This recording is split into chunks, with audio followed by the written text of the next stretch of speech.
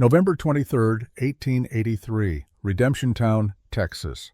The cattle market sprawled across Main Street like a living thing, all dust and noise and the sharp smell of animals pressed too close together. Jesse Mackenzie stood at the edge of it, one hand resting on his daughter's shoulder, the other gripping a list his neighbor had written out in careful script.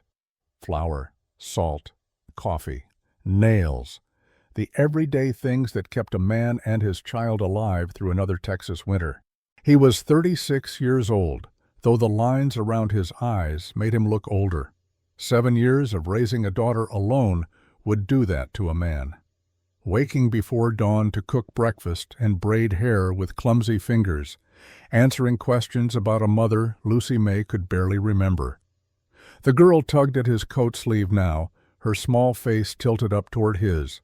She was 6 years old, blonde braids coming loose from the morning's hurried work, her mother's gray eyes bright with excitement. This was the biggest day of her year.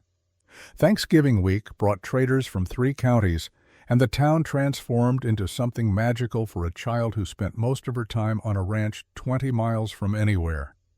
"Jesse, we need to get the ribbon for my dress, you promised." He nodded, scanning the crowd. The market was bigger than usual this year. Good cattle prices meant money flowing, and money meant people willing to spend. Cowboys fresh off the trail drives, ranchers comparing stock. Merchants hawking everything from saddles to soup pots. "We'll get your ribbon, Lucy girl. Let me just find old Morrison's stall first.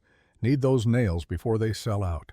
She bounced on her toes, patient in the way children are when they know they'll get what they want eventually. Jesse steered her through the press of bodies, keeping her close. A man could lose a child in a crowd like this. He'd seen it happen once years ago before Catherine died. A mother's scream cutting through the noise, the terrible minutes of searching.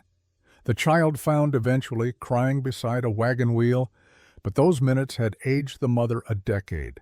He wouldn't let that happen. Not to Lucy, not to the only piece of Catherine he had left. They found Morrison's hardware stall tucked between a feed merchant and a woman selling preserves. Jesse paid for the nails, added a small bag of peppermint sticks when Lucy's eyes went wide at the sight of them. Her delighted squeal made something warm unfold in his chest. He didn't smile often anymore, but he came close. "Now the ribbon," she said, already pulling him toward the dry goods section. That's when she stopped. Her hand went tight on his coat, fingers digging in with sudden urgency. Her whole body had gone still, the excitement draining out of her like water from a cracked bucket. "Lucy? Pa?" Her voice came out small and strange. "Pa, look." He followed her gaze. At the far edge of the market square, where the legitimate stalls gave way to abandoned crates and broken wagons, something huddled in the shadow of a tilted cart. At first Jesse thought it was a pile of rags, the kind of refuse that collected in forgotten corners. Then the pile moved. It was a child, a boy, maybe 8 years old, though hunger had a way of making age hard to guess. He wore trousers that ended 3 inches above his ankles, and a shirt so thin Jesse could see the outline of ribs through the fabric. No coat. No shoes. His feet were pale against the frozen mud, the kind of pale that came before frostbite turned them black. But it was the eyes that hit Jesse hardest. Empty eyes. The kind that had stopped expecting anything good from the world. "Pa," Lucy's voice trembled. "Pa, can we keep him?" The question landed wrong in Jesse's chest. Like a key turning in a lock he'd welded shut 7 years ago. "You don't keep people, Lucy girl. People aren't horses." But his feet were already moving, carrying him across the square before his mind caught up. Lucy followed, still gripping his coat, her small boots struggling to match his longer stride. They stopped 3 feet from the boy. Up close, it was worse. Bruises yellowing along his jaw, cuts on his hands, some fresh, some scarred over. A hollowness that went deeper than hunger, down into the bone and soul. The boy didn't look up, didn't acknowledge their presence. He sat with his arms wrapped around his knees, trying to hold in what little warmth his body still had. "Hey there, son." Nothing. Not even a flicker. Lucy knelt in the mud beside Jessie, heedless of her good dress. She reached into her coat pocket and pulled out one of the peppermint sticks, still wrapped in wax paper. "Are you hungry?" The boy's eyes moved then. Just barely. They fixed on the candy with the kind of focus that comes from knowing hunger as a constant companion. But he didn't reach for it, like he didn't believe it was real, or didn't believe he deserved it. "Go on," Jessie said, his voice rougher than he intended. "Take it."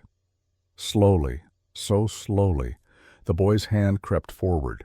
His fingers were raw, nails broken and dirty, and when he took the peppermint stick, he clutched it so tight Jessie thought it might shatter. Then he unwrapped it with shaking hands and put it in his mouth. Not eating it, just holding it there, like he was afraid someone would take it back. "When did you last eat?" Jessie asked. The boy's throat worked. He pulled the candy from his mouth, and his voice came out like sandpaper on wood. "Don't remember, sir." Lucy's hand went to the boy's shoulder. She was crying now, tears cutting clean tracks through the dust on her cheeks. "Pa, we have to help him." Jessie's jaw tightened. He'd come to this town for nails and ribbon. He'd come to give his daughter one good day before winter locked them away on the ranch for months. He hadn't come to get involved in someone else's trouble. But he was looking at this boy, at the emptiness in those eyes, and he was seeing something else. Another child, another time. His brother Thomas, 10 years old, burning up with fever in a farmhouse outside San Antonio. Jessie had been 15, helpless, watching his brother die because their father was too proud to ride for a doctor. "I couldn't save you, Tommy, but maybe I can save this one." "Where's your people?" Jessie tried again. The boy flinched. Actual physical recoil, like Jessie had raised a hand to strike him. "Don't have people. Everyone's got someone." "Mother? Father?" "Dead. Both of them." The boy's voice dropped to barely a whisper. "Been on my own since I was 5, 3 years. 3 years this child had been surviving alone." The knowledge sat heavy in Jessie's gut. "You got a name?" The silence stretched so long Jessie thought the question would go unanswered. Then, barely audible, "Emmett. Emmett Cole. I'm Jessie Mackenzie. This is my daughter, Lucy May." Lucy wiped her eyes and tried to smile. "Hi, Emmett." The boy stared at her like he'd never seen kindness before and didn't know what to do with it. "You hungry for more than candy?" Jessie asked, the smallest nod. "All right then. Come on." Jessie stood and held out his hand. Emmett just stared at it, calculating, weighing survival against whatever hell he was running from. Then, with the hesitation of someone who'd been betrayed before, he placed his small, freezing hand in Jessie's calloused palm. The contact sent a jolt through Jessie. The fragility of those thin fingers, the ice-cold skin, the way the boy's hand trembled, not just from cold, but from fear. He pulled Emmett to his feet gently. The child swayed, his legs barely holding him. "Can you walk?" "Yes, sir." They made slow progress through the market. Jessie kept his pace measured so Emmett could keep up. People glanced at them, a rancher and his well-dressed daughter leading a half-frozen street child. But no one stopped them. That was frontier courtesy. Mind your business. Let others mind theirs. Jessie led them to Morrison's General Store, where Hank Morrison ran a rough establishment that sold everything from rifle ammunition to penny candy. Hank was leaning against the counter, working a splinter from his thumb, when they walked in. "Jessie Mackenzie." Hank straightened, surprised. "Didn't expect to see you buying twice in one day. Need hot food. You got stew?" Hank's eyes tracked to Emmett, taking in the ragged clothes, the bare feet, the hollow cheeks. His expression shifted, something like pity crossing his weathered face. "Got beef stew on the stove and back." "How many bowls?" "3. And coffee." Hank nodded and disappeared through the rear door.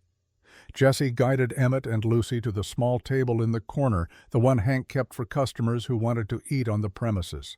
"Sit," he told them both. Emmett lowered himself into the chair like he expected it to collapse.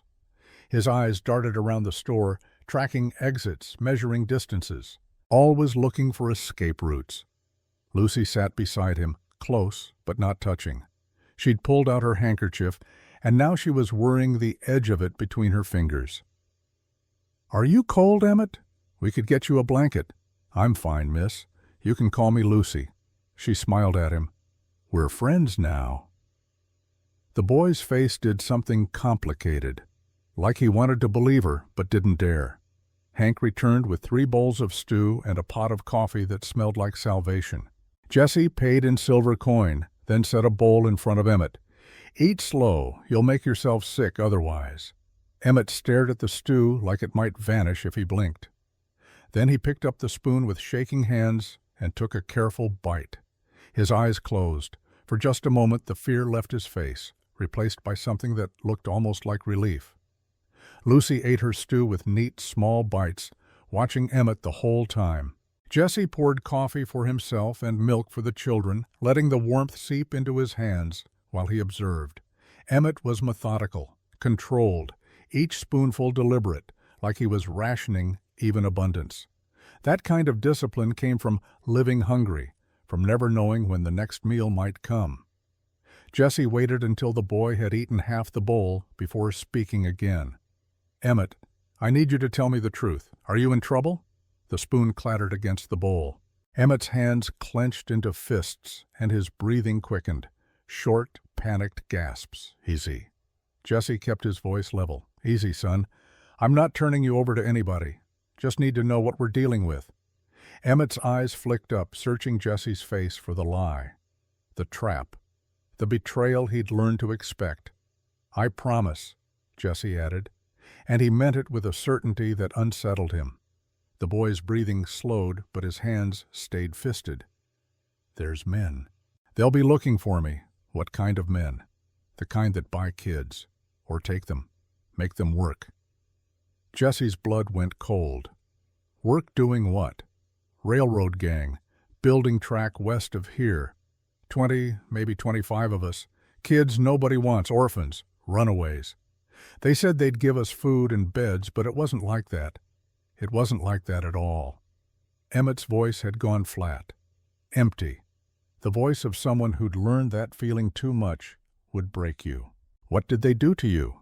"We worked. Dawn to dark. Hauling rail ties, driving spikes. If you were too slow, they didn't feed you. If you complained, they beat you. And if you tried to run—" He trailed off, but his hand moved unconsciously to his ribs, where Jesse could see the outline of old bruises through the thin shirt. Lucy made a small, hurt sound. Her hand reached across the table and covered Emmett's fist. "You're safe now." Jesse wished he could promise that. But he'd lived on the frontier long enough to know that safe was a luxury, and promises were easy to break. "How long were you with them?" 3 years, since I was 5. 3 years. This child had spent 3 years in hell, and Jesse hadn't known. Nobody had known, or if they'd known, they hadn't cared. "How many kids are still there?" Emmett's eyes filled with tears, but he blinked them back. "Last I counted, 23, but some die. New ones come." Jesse's hands tightened around his coffee cup until his knuckles went white. "Who runs this gang?" "Man named Silas Crane. Got 2 others with him, Boone and Clay. They're mean, but Crane's worse. He likes hurting us. Says it builds character." The rage that surged through Jesse was white-hot and immediate. He forced it down, kept his voice steady. "How'd you get away?" "Waited till they were drunk. Cut the rope with broken glass. Ran for 3 days. Hid in hay wagons when I could. Walked when I couldn't. 3 days. This child had survived 3 days alone, running from men who would kill him if they caught him. And you ended up here." Emmett nodded. Thought redemption was far enough. Thought maybe I could hide. "But if they find me," he stopped, his voice cracking. "If they find me, they'll kill me." Crane said so. Said if anyone ran, he'd make an example. Lucy's hand tightened on Emmett's fist. "We won't let them find you." Jesse looked at his daughter. 6 years old and already braver than most men he knew. She had her mother's heart. Catherine would have done exactly this. Would have brought this boy home without a second thought. The memory of his wife hit him like a fist to the chest. 7 years gone, and sometimes the grief still felt fresh as a new wound. But Catherine wasn't here. Jesse was. And he had to decide what kind of man he wanted to be. He looked at Emmett, really looked at him. At the fear and hope warring in those two old eyes. At the way the boy held himself, ready to run at the first sign of danger.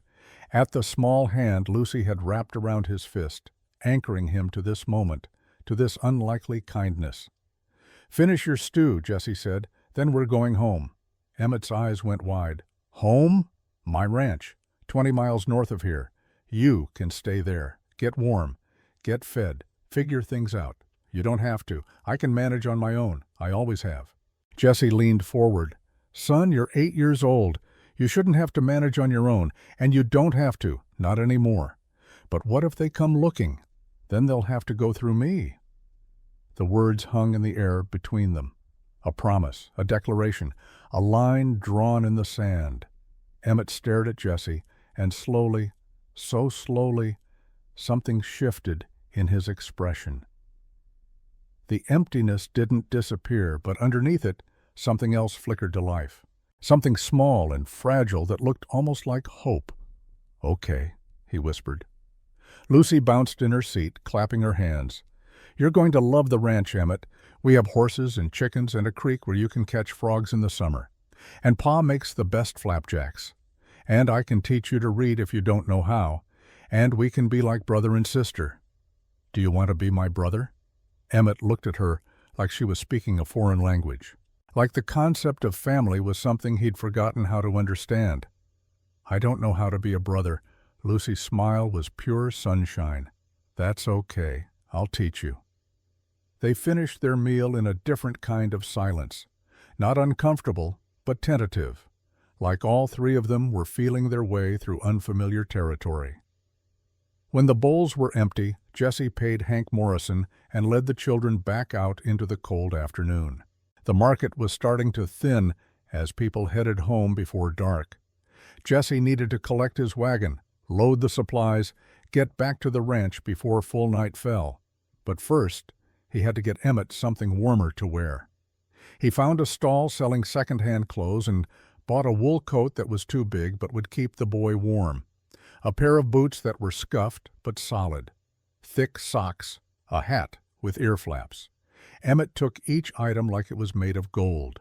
When Jesse helped him into the coat and buttoned it up, the boy's eyes filled with tears.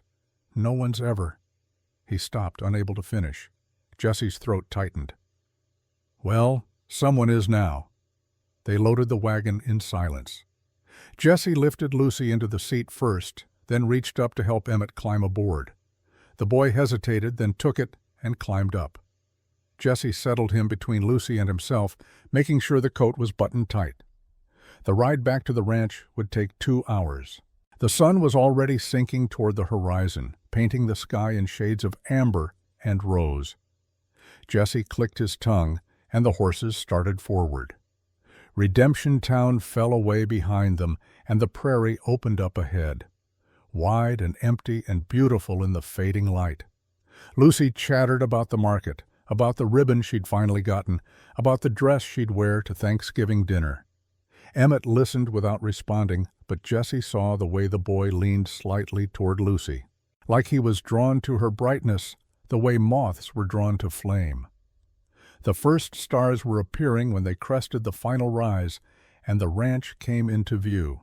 It wasn't much. A cabin built from logs Jesse had cut himself, a barn for the horses, a chicken coop, corrals for the cattle. But it was solid. It was home. Jesse pulled the wagon to a stop and climbed down. He helped Lucy first, then turned to Emmett. The boy sat frozen in the seat, staring at the cabin like he couldn't believe it was real. "Come on," Jesse said gently. "Let's get you inside." Emmett climbed down slowly. His legs were shaking. Whether from cold or emotion, Jesse couldn't tell. Lucy grabbed Emmett's hand and pulled him toward the cabin. "Wait till you see inside. Pa built the whole thing himself, and we have a real stove, not just a fireplace. And there's a loft where you can sleep. It's warm up there." She pushed open the door and dragged Emmett inside. Jesse followed, carrying the supplies. The cabin was cold. The fire had died to embers while they were gone, but it was shelter, and after the brutal day, that was enough. Jesse moved with practiced efficiency, building up the fire, filling the kettle, pulling out blankets. Lucy helped without being asked, her small hands quick and capable. Emmett stood in the middle of the room, turning slowly, taking it all in. The rough-hewn furniture, the shelves lined with books, the bearskin rug, the rifle mounted above the door. "You can sleep up there." Jesse pointed to the loft ladder. "It's warm, and there's extra blankets. Lucy will show you. I can sleep on the floor." Emmett's voice was quick, anxious. "Don't want to be trouble. You're not trouble. And the floor's too cold. Go on." Lucy took Emmett's hand again and led him to the ladder. She climbed up first, nimble as a squirrel, and Emmett followed more slowly. Jesse heard Lucy's voice drifting down, showing Emmett where to sleep, how to arrange the blankets, chattering on about everything and nothing. Jesse stood alone in the firelight, listening, his daughter's kindness, this boy's quiet wonder, the sound of life returning to a cabin that had been too quiet for too long. He thought about Catherine, about what she would say if she could see this. She'd probably laugh, tell him he was a fool for taking in strays. Then she'd roll up her sleeves and start cooking, because that's what Catherine did. She fed people. She loved people, even when they didn't deserve it, especially when they didn't deserve it.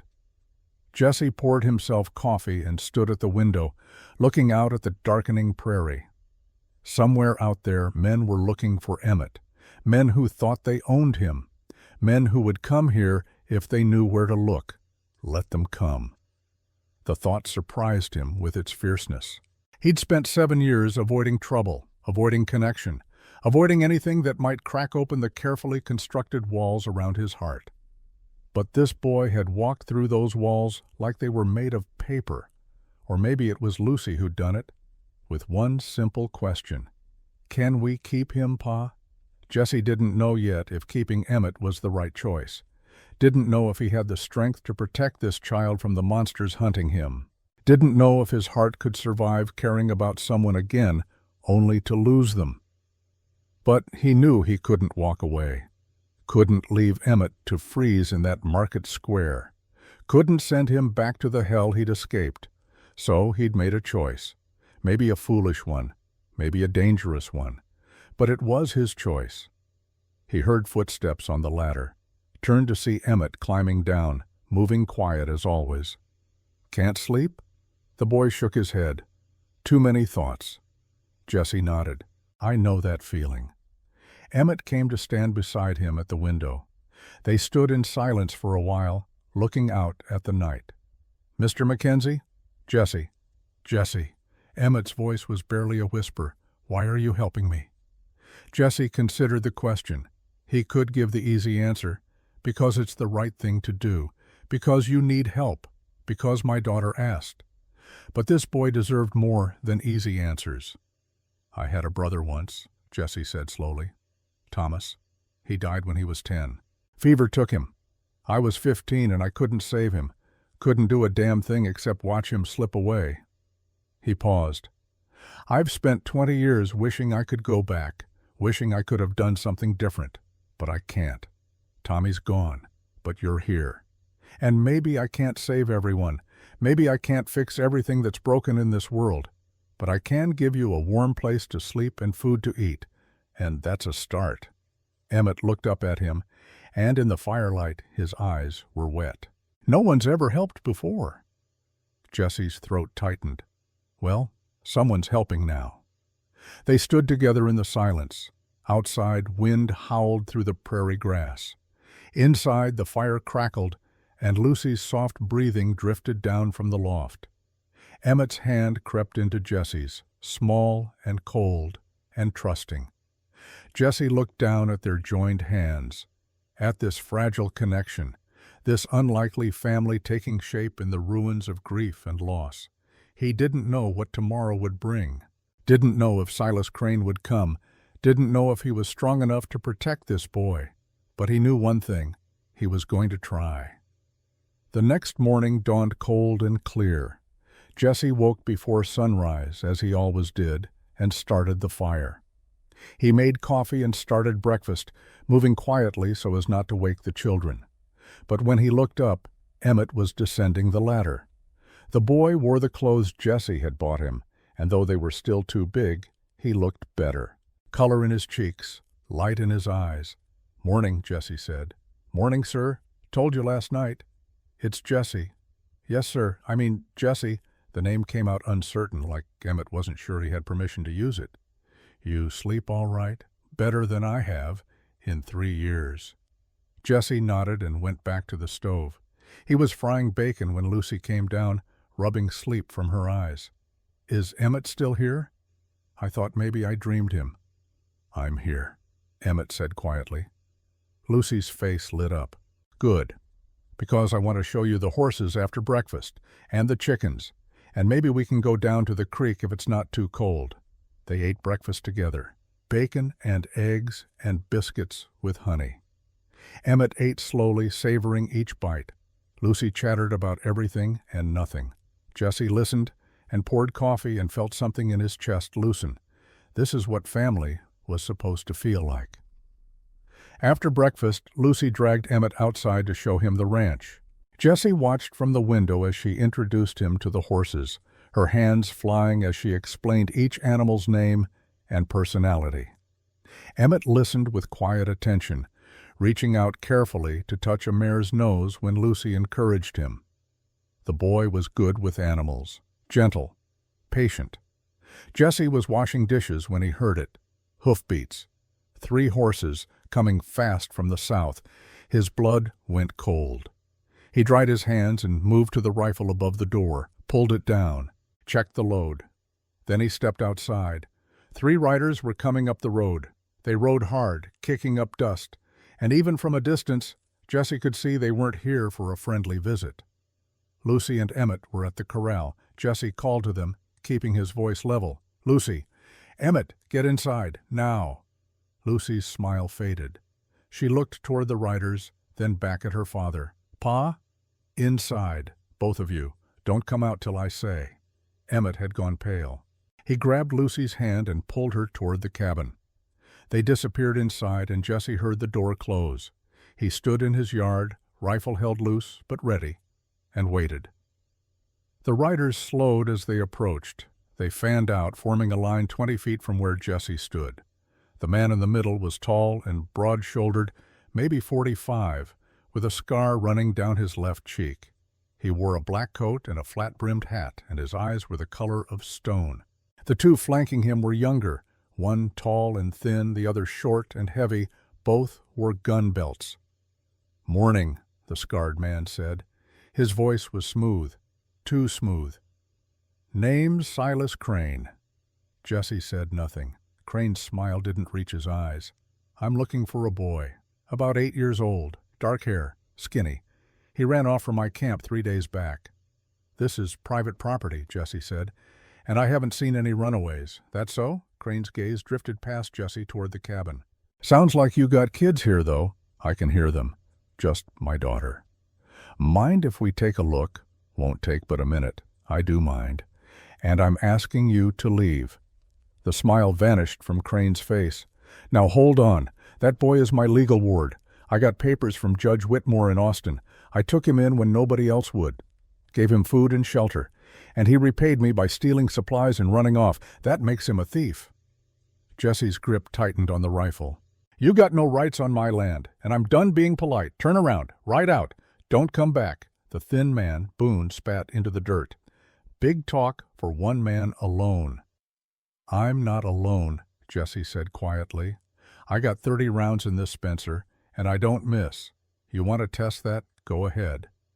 Crane studied him, calculating, weighing whether this rancher would actually pull the trigger. Jesse let him see the answer in his eyes. "Yes, I will."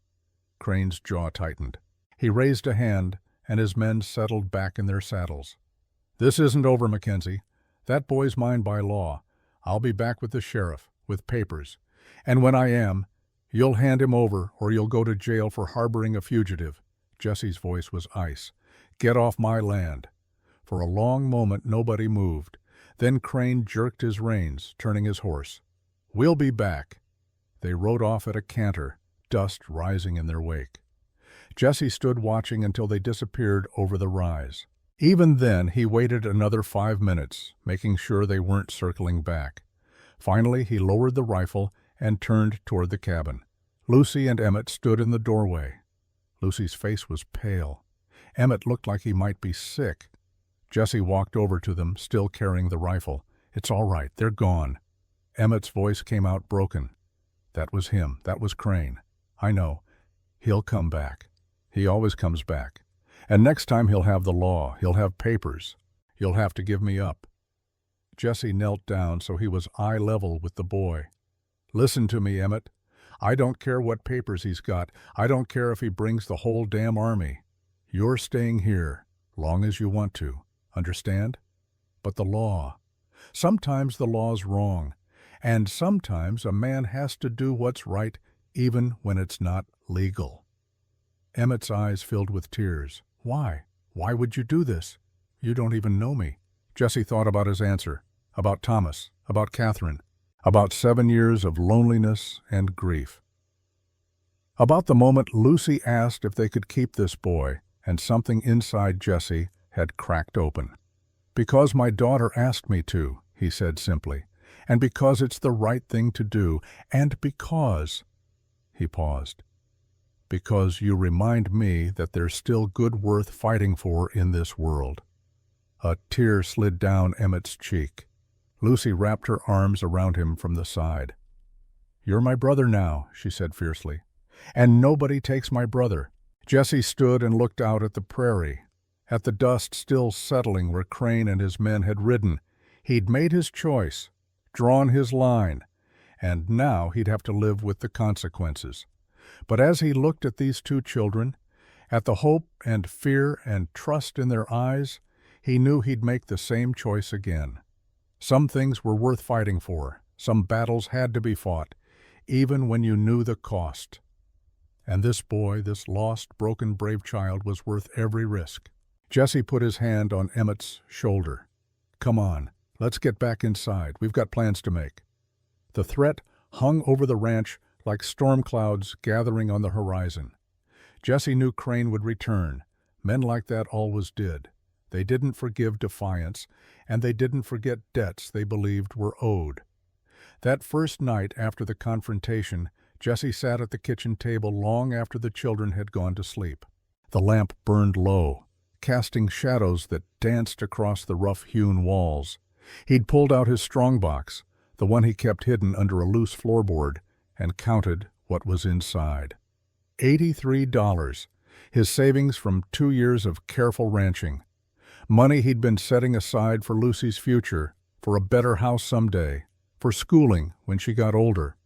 Now that money might have to go toward a lawyer, toward fighting a legal battle he wasn't sure he could win. He closed the box and rubbed his eyes. The smart thing would be to take Emmett to the nearest town, find someone else to take him in, let it be someone else's problem. But Jesse had stopped being smart the moment he'd looked into that boy's empty eyes. The next morning brought frost and a visitor Jesse was glad to see. Dr. Henry Bridger rode up just after breakfast, his medical bag strapped to his saddle, his weathered face creased with concern. "Jesse." Doc dismounted stiffly. His joints weren't what they used to be, 62 years of hard living taking their toll. "Heard you had some excitement yesterday." News travels fast. Old Morrison was in town when Crane rode through asking questions. He came to my office right after, said you might need help. Jesse nodded toward the cabin. "Got a boy inside who's been through hell. Could use your eyes on him."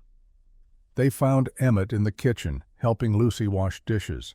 The boy froze when he saw Doc, his whole body going rigid with fear. "It's all right," Jesse said quietly. "This is Doc Bridger. He's a friend. Just wants to make sure you're healthy." Emmett's eyes darted between them, looking for the trap. Doc set his bag down and pulled out a chair, sitting slowly. He didn't approach the boy, just sat there, hands visible, making himself small and non-threatening. "Son, I've been doctoring folks in these parts for 30 years. Treated Jesse here when he broke his arm falling off a horse. Delivered Miss Lucy when she came into this world. I'm not here to hurt you, just want to help." Something in Doc's voice, calm and steady as bedrock, made Emmett's shoulders drop an inch. "Okay." The examination took 20 minutes. Doc was thorough but gentle, and with every piece of clothing removed, his expression grew darker. Jesse stood by the window, giving them space, but he could see Doc's jaw tightening. When it was done, Doc helped Emmett back into his shirt and turned to Jesse. "Can I speak with you outside?" They stepped onto the porch.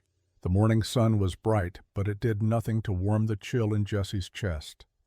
Doc's voice was low and hard. "That boy's been tortured, Jesse. No other word for it. He's got healed fractures in 3 ribs. Rope burns on his wrist that scarred over, burns on his feet from walking on hot ground without shoes, and his back." Doc's hands clenched into fists. His back looks like someone used a whip on him, multiple times. Jesse's vision went red at the edges. "How bad?"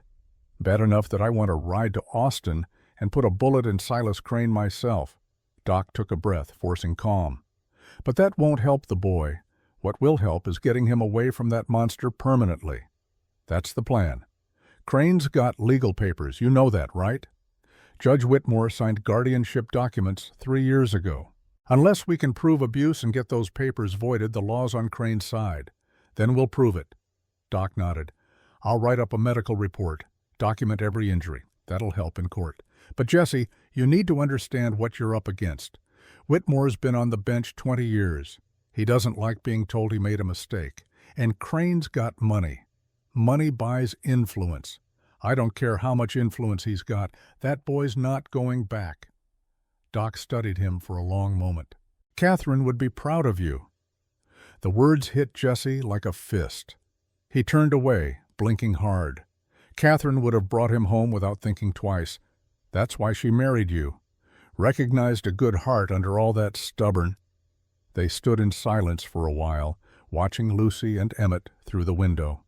The children were playing some game with stones, Lucy explaining the rules while Emmett listened with quiet attention. "What else can you tell me about him?" Doc asked. "Says he was with Crane's gang for 3 years. There's 20-some other kids still there, working on railroad construction." "Jesus." Doc's voice was hollow. "How many have died?" Emmett didn't say. "But from the way he talks, more than a few. We need to get the law involved. Real law, not Whitmore's brand of justice. Working on it." Jesse paused. "You know Marshal Tom Hastings? Federal marshal out of Austin? By reputation. Good man from what I hear. I think he'd listen if we brought him evidence? Only one way to find out." Doc left an hour later with promises to finish the medical report within 2 days. Jesse watched him ride away, then turned back to the cabin. He had work to do, cattle to check, fences to mend. The everyday tasks that kept a ranch running. But his mind was already planning. Thinking 3 moves ahead, the way his father had taught him to play chess. If Crane came back with papers, Jesse needed counterpapers, evidence, witnesses, a case strong enough that even a corrupt judge couldn't ignore it. That evening, after supper, Jesse sat the children down at the table.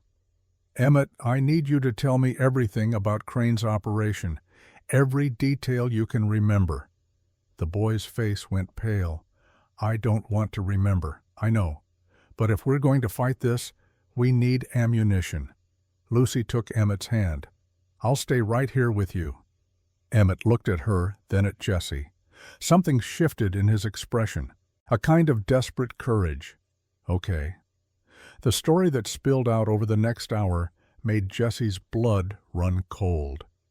Emmett spoke in a flat, emotionless voice, the words coming like he was reciting facts that had happened to someone else. The railroad gang operated 60 miles west, in country so remote that screams wouldn't carry. Crane had a contract to lay track through the hill country, and he'd found a way to do it cheap. No adult workers with their demands for fair pay and safe conditions. Just children, orphans and runaways that nobody would miss. They worked from before dawn until after dark, hauling railroad ties that weighed more than they did, driving spikes until their hands bled, clearing brush in 100-degree heat with no shade and barely enough water to keep them alive. The food was cornmeal mush in the morning, beans at night. Sometimes there'd be salt pork if Crane was in a good mood.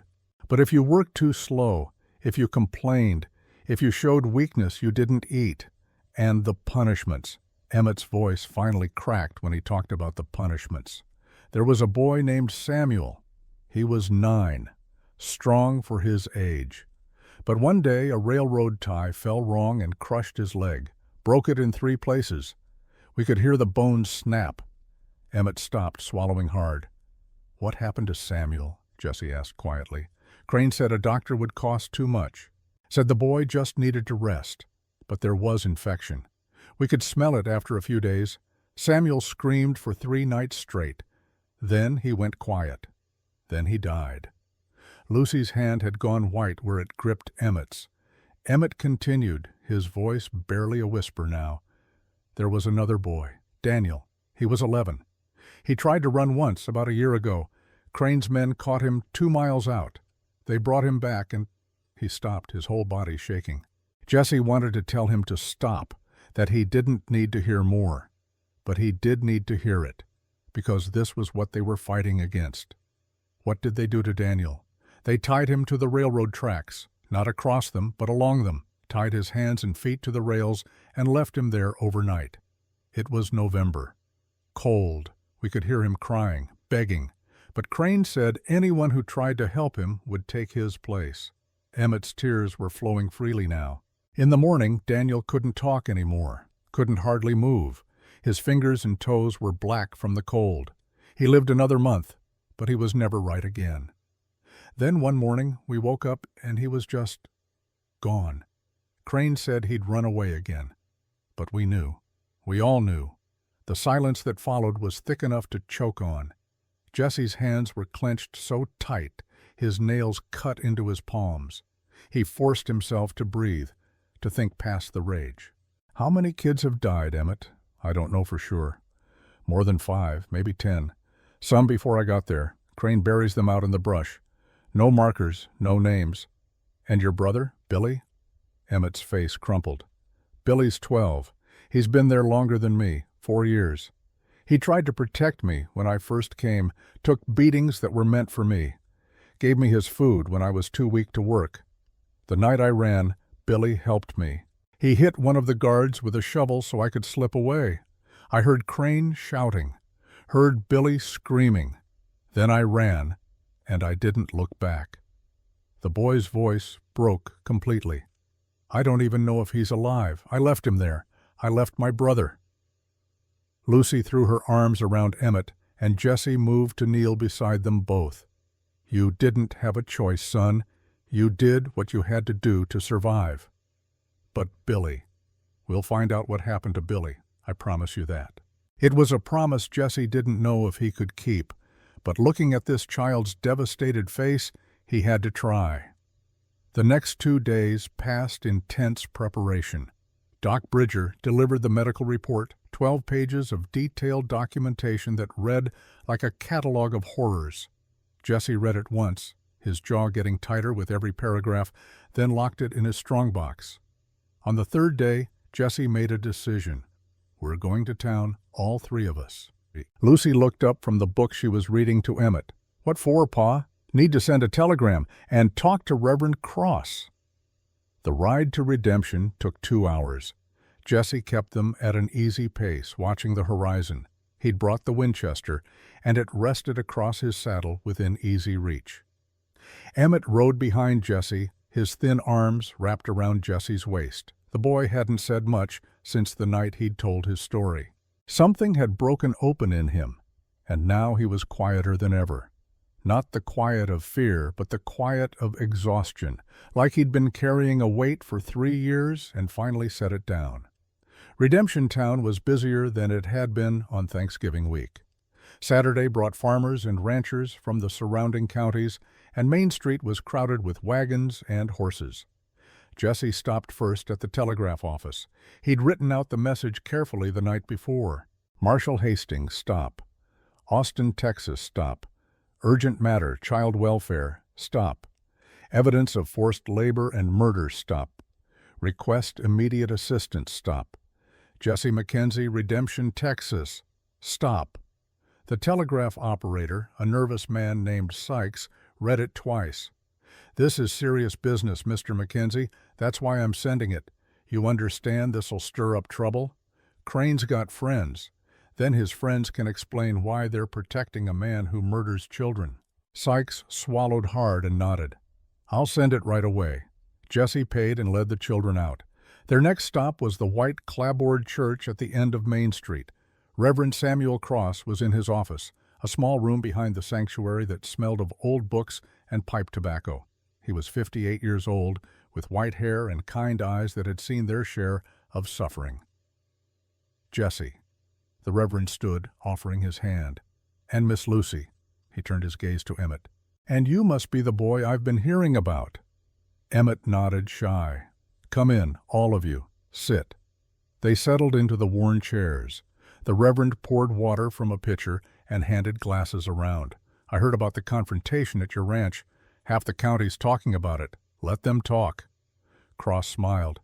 That's one way to handle it. But talk isn't your biggest problem, is it?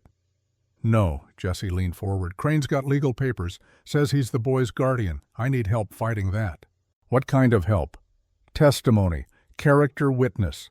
Someone respected who can stand in front of a judge and say, I'm fit to raise this child. The Reverend looked at Emmett, really looked at him, took in the too thin frame, the old fear lurking in his eyes, the way he sat close to Lucy like she was a shield. What did they do to you, son? Emmett's voice was barely audible. Bad things. Cross's jaw tightened. He turned back to Jesse. I'll testify. I'll stand in front of Judge Whitmore himself and say you're 10 times the man Silas Crane will ever be. Thank you. But Jesse, you need to prepare yourself. Whitmore is not known for changing his mind. Once he makes a ruling, he sticks to it, even when he's wrong. Then we'll make him see he's wrong. The Reverend studied him for a long moment. Catherine would have done exactly this, you know, brought home a child who needed help, fought heaven and earth to keep them safe. The mention of his wife hit Jesse like it always did, sharp and sudden. I know, she'd be proud of you. Jesse didn't trust himself to speak. He just nodded. They left the church with Cross's promise ringing in their ears. The Reverend would write a letter of support and be ready to testify when the time came. One more ally, one more piece in place. But as they walked back toward the wagon, Jesse saw something that made his blood run cold. A man stood beside their wagon, tall and thin with a scar down his cheek. Boone, one of Crane's men. The man's hand rested on the grip of his pistol. Jesse pushed Lucy and Emmett behind him. You're a long way from Crane's camp.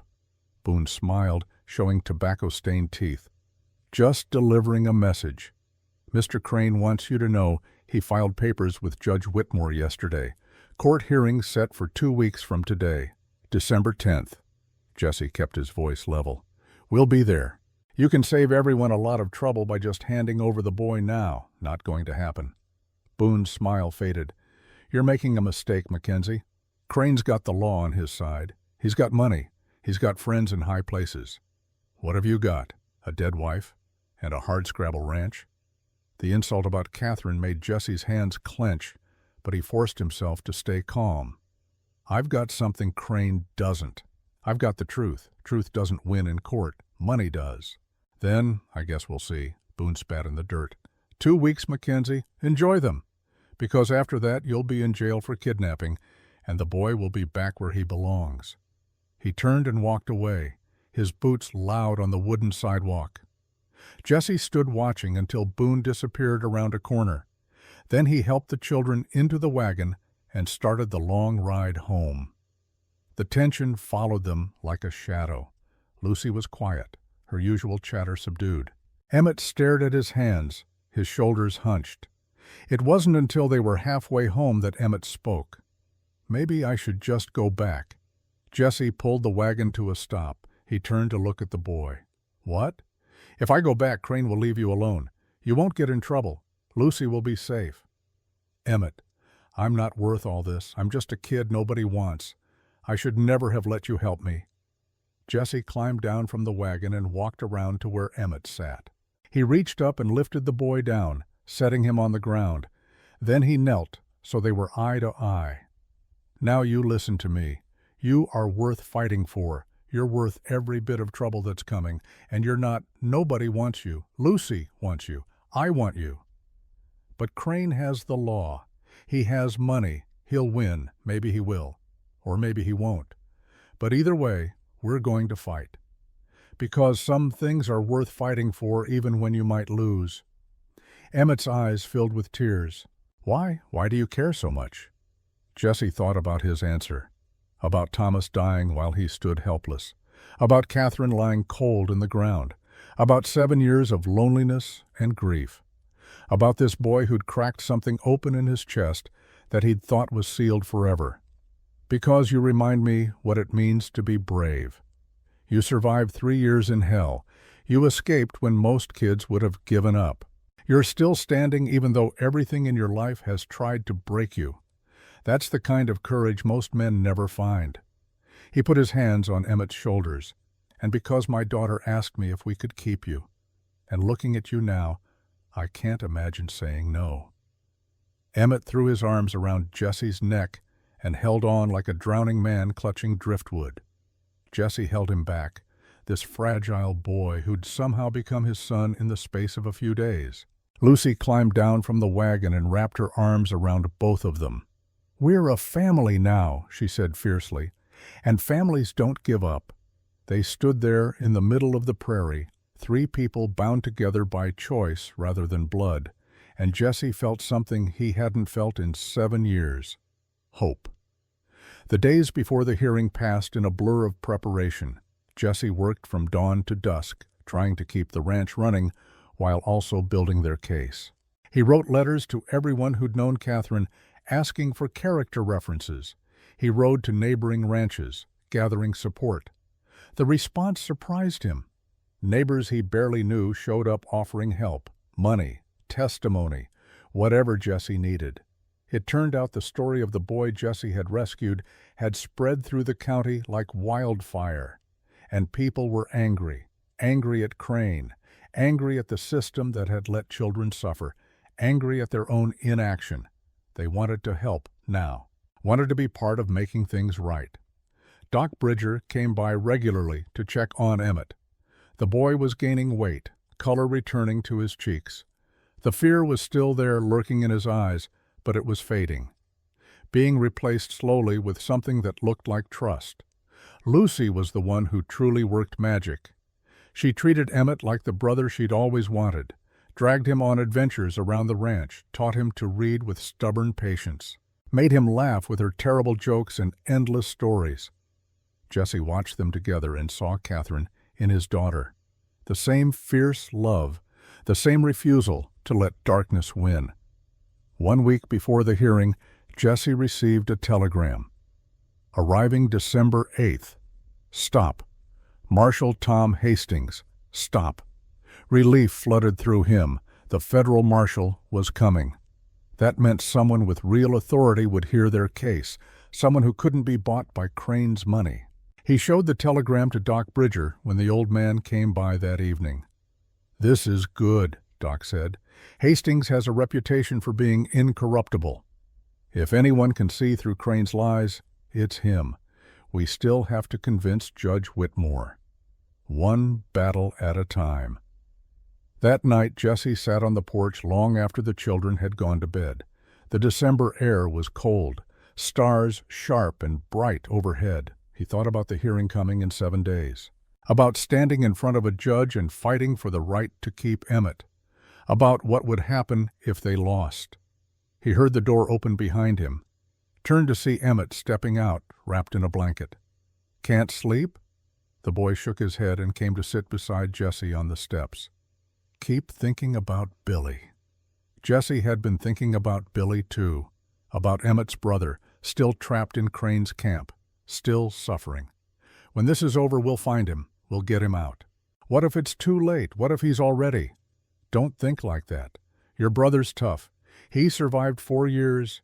He'll make it through this." Emmett pulled the blanket tighter. "He saved my life, you know, more than once. When I first got to the camp, I was 5 years old, didn't know anything. Billy was 9, and he took care of me, taught me how to survive, how to stay quiet, how to make myself invisible when Crane was angry." Jesse's throat tightened. "Sounds like a good brother." "The best. That's why I feel so guilty. I got out. I'm safe. But he's still there. We're going to change that." Emmett looked up at him. "You really think we can win?" Jesse wanted to lie, wanted to promise that everything would be fine, but this boy deserved honesty. "I don't know. Crane's got advantages we don't have, but we've got something he doesn't." "What?" "The truth. And people who care enough to fight for it. Is that enough? Sometimes. Not always. But it's all we've got, so we make it be enough."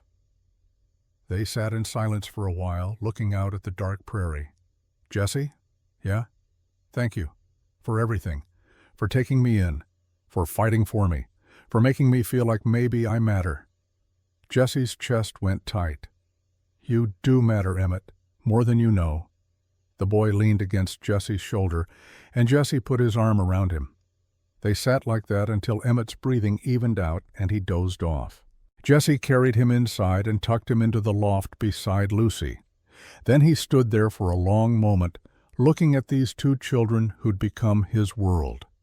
Whatever happened in that courtroom, he'd given them this. These days of safety and warmth and love. These moments of being a family. And if the judge ruled against them, if they tried to take Emmett away, Jesse would fight. With lawyers first. With words and evidence and testimony. But if that didn't work, he'd fight another way. Because some things were worth breaking the law for. Some things were worth risking everything. December 8th arrived with frost on the ground and ice in the water troughs. Jesse was breaking the ice when he heard hoofbeats. He looked up to see a single rider approaching. A man in his mid-40s wearing a federal marshal's badge and carrying himself with the quiet confidence of someone who'd faced down worse than Silas Crane, Marshal Hastings. The marshal dismounted and extended his hand. "Mr. Mackenzie, got your telegram. Appreciate you coming all this way." Hastings looked around the ranch, taking in the well-maintained buildings, the healthy livestock, the smoke rising from the cabin chimney. "This is a good place. Feels like a home. Trying to keep it that way. That's what I'm here to help with. Why don't we talk inside? I'd like to meet the boy at the center of all this." They went inside where Lucy and Emmett were having breakfast. The children looked up when the marshal entered, Lucy curious, Emmett wary. Jesse made introductions. Hastings sat down at the table and accepted the coffee Jesse poured. "Emmett, I've read Mr. Mackenzie's telegram, and Doc Bridger sent me his medical report, but I need to hear it from you. What happened at Crane's camp?" Emmett glanced at Jesse, who nodded encouragement. The boy started talking. The same story he'd told Jesse, but with more details now. Names, dates, specific incidents. His voice stayed level, but his hands shook. Hastings listened without interrupting. When Emmett finished, the marshal sat back in his chair. "You're a brave kid. Braver than most men I know." Emmett ducked his head. Hastings turned to Jesse. "I'll be honest with you. This is going to be hard to prove. Crane's operation is in federal territory, which gives me jurisdiction. But the guardianship papers are a state matter. Judge Whitmore signed them, and state judges don't like federal marshals telling them they made a mistake. What can you do? I can investigate the camp, document what I find. If there's evidence of murder or forced labor, I can arrest Crane on federal charges. That might give us leverage in the custody case. How long will that take? The hearing's in 2 days. I'll ride out to the camp today. If I push hard, I can be back by tomorrow night." Jesse stood. "I'm coming with you. Mr. Mackenzie, that's my son's brother out there, and 20-some other kids. I'm coming." Hastings studied him for a long moment, then nodded. "All right, but you follow my lead. This is a federal investigation, and I can't have civilians complicating things. Understood." Jesse turned to the children. "Lucy, you and Emmett stay here. Don't open the door for anyone except Doc Bridger or Reverend Cross. You hear me?" Lucy's chin came up. "We'll be fine, Pa." Jesse knelt and pulled them both into a hug. "I'll be back before you know it." Emmett's voice was small. "Find Billy. Please." "I will." Jesse and Hastings rode out an hour later, pushing their horses hard. The camp was 60 miles west, through rough country. If they rode through the night, they could be there by dawn. They made good time, stopping only to rest the horses. Hastings talked as they rode, asking questions about Crane, about Emmett's story, about Jesse's plans. "You know this could backfire," the marshal said as they paused to water the horses at a creek. "If Whitmore rules against you and you refuse to hand over the boy, they'll arrest you. Let them try. You've got a daughter to think about." "I know. But I've also got a son. 2 sons, if we can find Billy, and I'm not abandoning either one." Hastings shook his head, but there was respect in his eyes. "You're either the bravest man I've met or the biggest fool, probably both." They reached the camp an hour before dawn. Hastings had them hold back in the trees, watching, waiting for enough light to see clearly. What they saw made Jesse's hands clench white on his reins. The camp sprawled across a valley, a collection of ragged tents and crude shelters. A section of railroad track ran through the middle, gleaming in the early light. And around it, moving like ghosts, were children, at least 20 of them, some as young as 6, all thin, all wearing rags, all moving with the mechanical precision of people who'd learned that hesitation brought pain. As the sun rose higher, Jesse could see the guards, 3 men with rifles, walking the perimeter. One of them was Clay, the short, heavy man who'd ridden to Jesse's ranch with Crane. "Where's Crane?" Hastings whispered. Jesse scanned the camp and spotted him. The scarred man stood near a large tent, shouting orders. Even from a distance, Jesse could hear the cruelty in his voice. "We need to get closer." Hastings checked his rifle. "See if we can identify Billy, and document conditions." They tethered their horses and moved through the brush on foot. Hastings had a camera in his saddlebag, one of the new portable models. He set it up behind a rock and started taking photographs. Jesse watched the children work, watched them strain under loads too heavy for their small frames, watched guards hit a boy who'd stumbled, knocking him to the ground. His rage was a living thing, burning in his chest. Then he saw him. A boy taller than the others, maybe 12 years old, dark hair, moving with a limp, one eye swollen shut. Billy. Jesse knew it in his bones. This was Emmett's brother. He pointed and Hastings nodded. The marshal took several photographs documenting Billy's injuries, the working conditions, the guards with weapons. "We have enough," Hastings whispered. "Let's go." "Wait." Jesse was watching Billy. The boy had stopped working. He'd turned toward the trees, toward where Jesse and Hastings hid, and his one good eye was staring right at them. 2 weeks had passed in a blur of preparation. Jesse had written letters, gathered witnesses, and worked with Samuel Graves to build their case. Doc Bridger had finalized his medical report. Reverend Cross had rallied support throughout the county, and Marshal Hastings had arrived 3 days ago, ready to gather the evidence they needed. The morning of December 8th, Jesse and the marshal had ridden west toward Crane's camp. The ride back from Crane's camp had taken them through the darkest hours before dawn. Jesse's body ached from 2 days in the saddle, his eyes burned from lack of sleep, but his mind wouldn't rest. Every time he closed his eyes, he saw Billy's face, that warning shake of the head, the silent plea for them to escape before the guards noticed. A 12-year-old boy more concerned about protecting strangers than saving himself. Marshal Hastings rode beside him in silence, both men lost in their thoughts.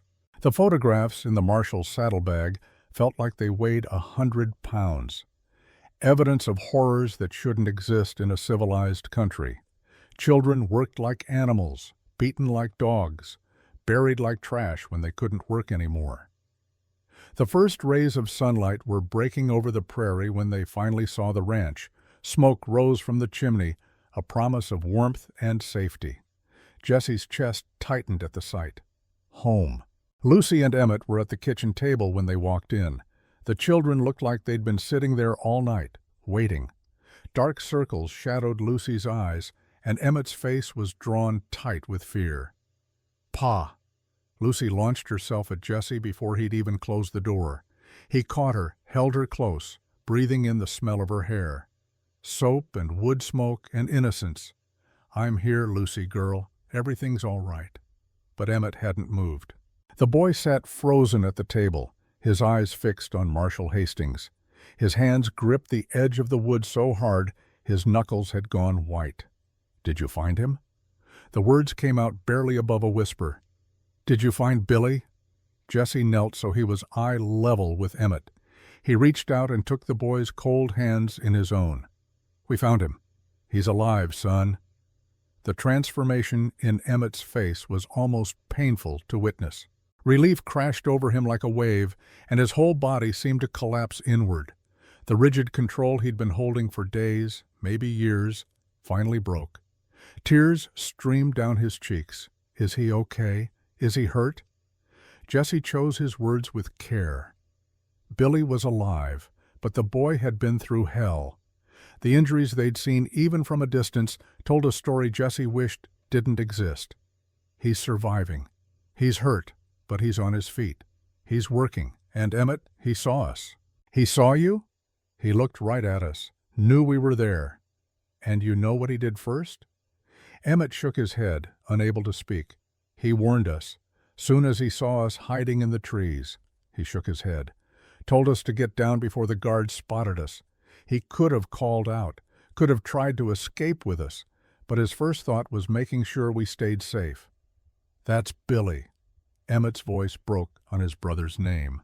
Always thinking about everyone else. Marshal Hastings stepped forward, setting his saddlebag down carefully on the table. The leather was worn from years of use, the brass buckles tarnished. Inside were the photographs that might save Emmett's life or condemn him to return to hell. Your brother's one of the bravest people I've ever seen, Emmett, and I've seen a lot in my years. He's been in that camp 4 years, facing things that would break most men, but he's still standing, still protecting others. That takes a kind of courage you can't teach.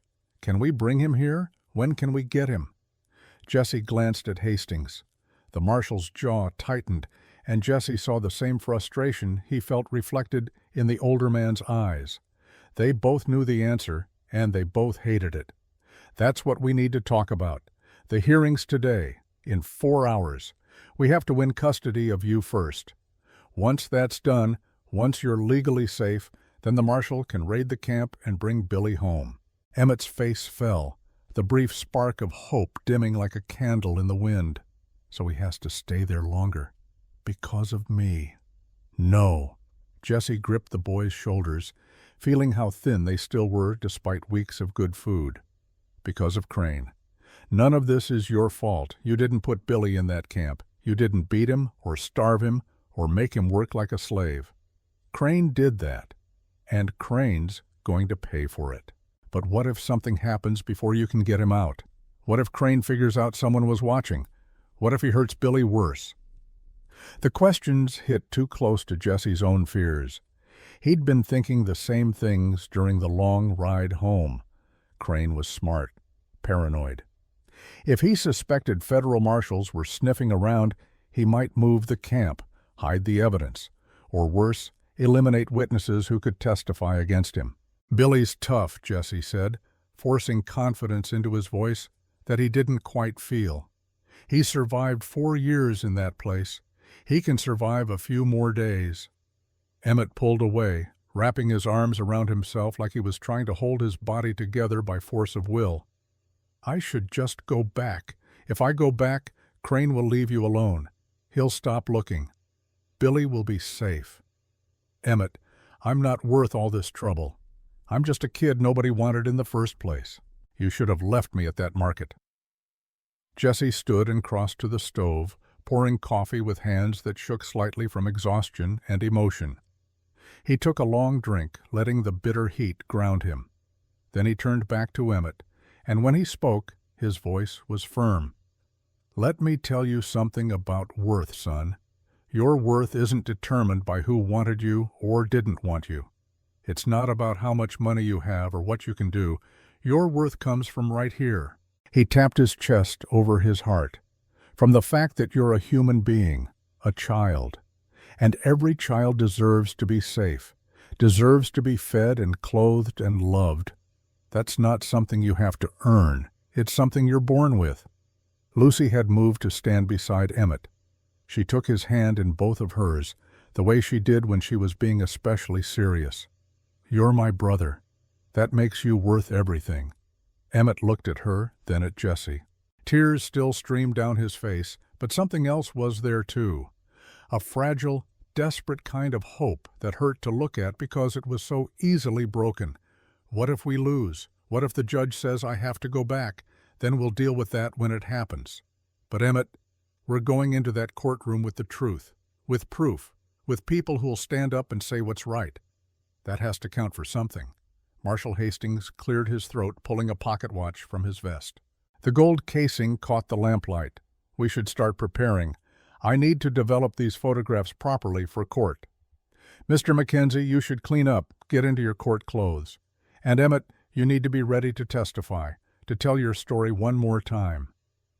Emmett nodded slowly, wiping his eyes with the back of his hand. I can do that. Jesse sent the children to wash up while he and Hastings laid out their evidence on the kitchen table. The photographs were damning even in their undeveloped state. Hastings had taken more than 20 images, each one documenting a different aspect of the horror: children laboring under armed guards, close-ups of injuries visible even from a distance. The harsh conditions of the camp laid bare for anyone to see: railroad ties stacked like cordwood, the metal box they called the oven, sitting in full sun, and Billy, recognizable even in the grainy image, his face turned toward the camera with that one good eye. Will it be enough? Jesse asked quietly. Hastings rubbed his face with both hands, a gesture of exhaustion and frustration. He suddenly looked every one of his 45 years, and then some. I wish I could promise you it will be, but judges are unpredictable creatures. Whitmore's had that guardianship paperwork on file for 3 years. Admitting it was a mistake means admitting he failed those children. Men in power don't like admitting failure. It makes them look weak. So what do? We tell the truth. We show him evidence he can't ignore. And we pray his conscience is stronger than his pride. The next hours passed in a strange suspension of time, like being underwater, where everything moved slowly and sounds were muffled.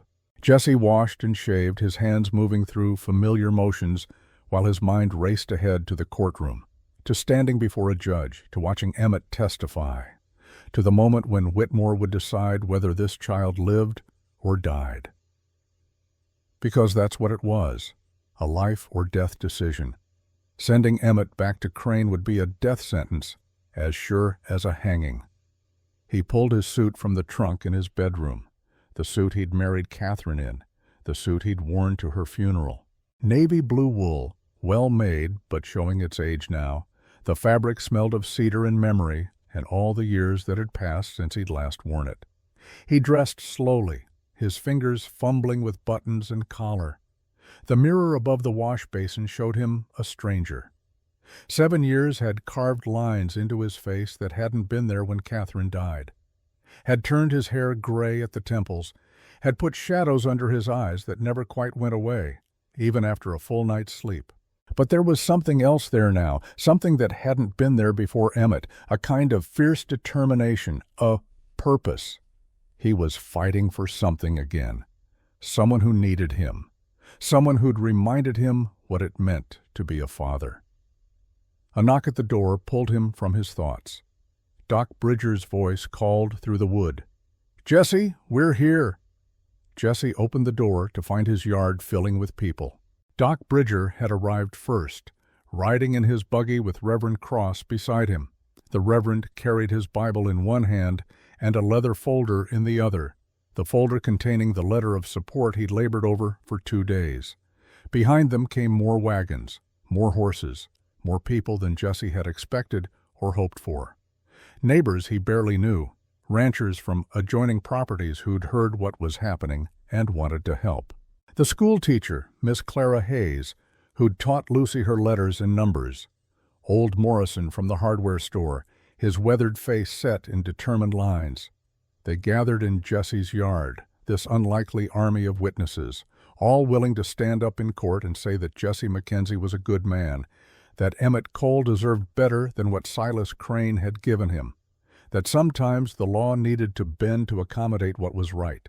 A woman Jesse recognized as Lottie O'Brien, who ran the boarding house in town, pressed a cloth bundle into Jesse's hands. It was warm, and the smell of fresh bread wafted from it. Sandwiches for the children. Court days run long, and they'll need something in their stomachs. Can't have them fainting from hunger. Thank you, Lottie. Jesse's throat was tight. You didn't have to do this. She gripped his arm with surprising strength for a woman her size, her eyes fierce and bright. You're doing the right thing, Jesse. Don't let anyone tell you different. That boy needs you. And from what I've seen these past weeks, you need him too. You've been half alive since Catherine died. This boy, he's bringing you back to life. The words hit deeper than Jesse expected, cutting through all his defenses to touch something raw and true. He swallowed hard and nodded, not trusting himself to speak. Doc Bridger approached with his medical bag, the same worn leather satchel he'd carried for 30 years. I've got the full report written up, 12 pages documenting every injury, every scar, every sign of abuse. The judge can't ignore medical evidence. Reverend Cross joined them, his white hair bright in the morning sun. I've spoken to half the county about this case. Everyone's talking about it. What Crane's doing, it's an abomination. There's not a decent person in 3 counties who doesn't want to see that man hang. But wanting and doing are 2 different things, the doc said grimly. Whitmore's been on the bench 20 years. He doesn't like being told he was wrong. Then we'll have to convince him he was, Jesse said, because I'm not giving Emmett back. I don't care what the judge says. That boy's not going back to that camp. The 3 men looked at him. Doc Bridger spoke carefully. Jesse, if you defy a court order, they'll arrest you. They'll take Emmett anyway, and you'll be in jail. Lucy will have no one. Then I guess I better win.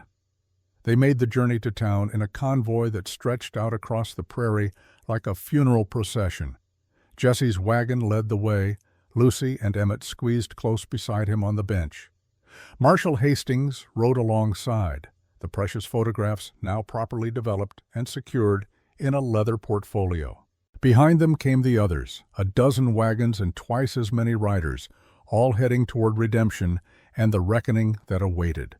The morning was cold, frost still clinging to the grass in shadowed places despite the sun's climb. The sky was that brilliant blue that only came in winter, sharp and clear and pitiless. Jesse's breath fogged in the air, and beside him, Emmett shivered despite the heavy coat Jesse had bought him. Emmett hadn't spoken since they'd left the ranch. He sat rigid between Jesse and Lucy, his eyes fixed straight ahead like a soldier marching to battle. Jesse could feel the boy trembling, could see the white-knuckled grip he had on the edge of the wagon seat. You remember what we talked about? Jesse asked quietly. Tell the truth. Don't let them make me angry. Look at the judge when I talk. That's right. And remember, I'll be right there. Lucy will be right there. You're not alone in this, son. You'll never be alone again. Lucy leaned her head against Emmett's shoulder, the gesture simple and full of love.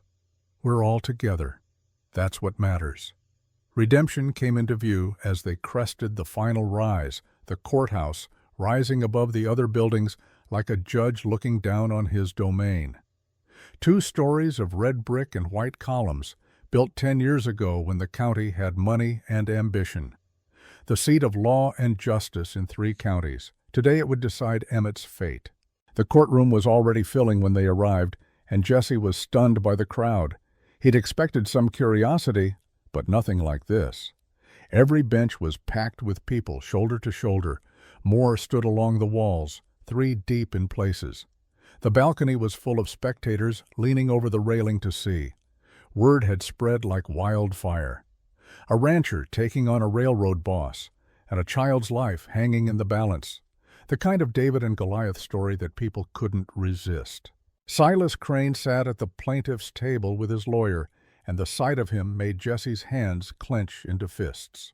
Harrison Lowell was a man in his 50s, impeccably dressed in a suit that probably cost more than Jesse made in 6 months. His hair was perfect, not a strand out of place. His manner confident, almost bored, like this was just another day at the office. This was a man who won cases, who knew how to manipulate juries and judges, who'd built a career defending railroad companies against accusations of wrongdoing, who'd never lost a case involving labor disputes. Crane turned as Jesse entered, their eyes meeting across the crowded courtroom. The scarred man smiled, slow and cruel, the smile of a predator who knew his prey was trapped. "Should have taken my offer, Mackenzie. Too late now. You're going to lose, and when you do, I'm going to make sure that boy knows it was your fault. Your pride that sent him back to me." Jesse didn't respond. Couldn't respond without saying something that would get him thrown out before the hearing even started.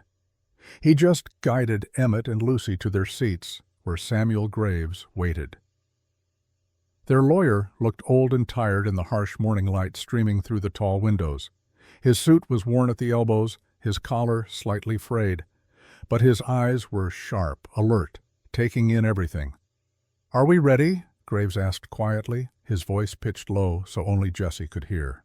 Jesse thought about all the preparation, the evidence gathered, the witnesses assembled, the photographs that showed horrors no child should endure, the medical report documenting years of abuse, the testimony Emmett would give, reliving trauma that should never have happened. Ready as we'll ever be. Good, because Lowell's going to attack from every angle. He'll say you're a kidnapper who stole another man's legal property. That Emmett's a liar making up stories to avoid honest work. That Crane is a misunderstood benefactor trying to help unfortunate children. We can't let him control the narrative. What do we need to do? Let the evidence speak. Let Emmett tell his story in his own words. And trust that Judge Whitmore has enough humanity left to do the right thing. And if he doesn't? Then we deal with that when it happens. The clerk stood, a thin man with spectacles and a voice that carried surprisingly well. All rise for the Honorable Judge Nathaniel Whitmore. Everyone rose as the judge entered through the door behind the bench. Whitmore was in his mid-50s with iron-gray hair and a face weathered by 2 decades on the bench. He moved deliberately, his robes whispering as he settled into his chair behind the bench. His eyes swept the packed gallery, taking in the crowd, the tension, the weight of expectation hanging in the air. His expression revealed nothing. "Be seated." The room filled with the sound of people sitting, a rustle of fabric and creak of wood. Then, silence, complete and heavy, like the moment before a storm breaks. "We're here today regarding a custody dispute. Mr. Silas Crane claims legal guardianship of the minor child Emmett Cole, based on documents signed by this court 3 years ago. Mr. Jesse Mackenzie contests this guardianship and petitions for custody himself." Whitmore paused, letting his gaze sweep both tables. This is not a trivial matter. A child's future, perhaps his life, hangs in the balance. I expect both parties to conduct themselves with appropriate gravity and respect for this court. Mr. Lowell, you may present your opening statement. Harrison Lowell rose smoothly, buttoning his jacket with practiced ease. He approached the bench with the confidence of a man who knew he was about to win, who'd won so many times before that victory was simply expected. Your Honor, this case is fundamentally about the rule of law, about whether legal documents and court orders mean anything, or whether any man can simply ignore them when he finds them inconvenient. He gestured to the stack of documents on his table. 3 years ago, my client entered into a legal guardianship arrangement for young Emmett Cole, a child who had nothing and no one. This court reviewed that arrangement. This court approved it. The paperwork is in order. The signatures are valid. Everything was done according to law. Lowell walked toward the jury box, even though there was no jury, his movements theatrical and calculated. Under that guardianship, Mr. Crane has provided food, shelter, and vocational training to a child who otherwise would have died on the streets. He gave that boy a home, a purpose, a future. That's not abuse, Your Honor. That's charity of the highest order. In November of this year, Emmett Cole made a choice. He chose to run away from Mr. Crane's lawful care. He stole property, specifically food and a blanket, and fled into the night.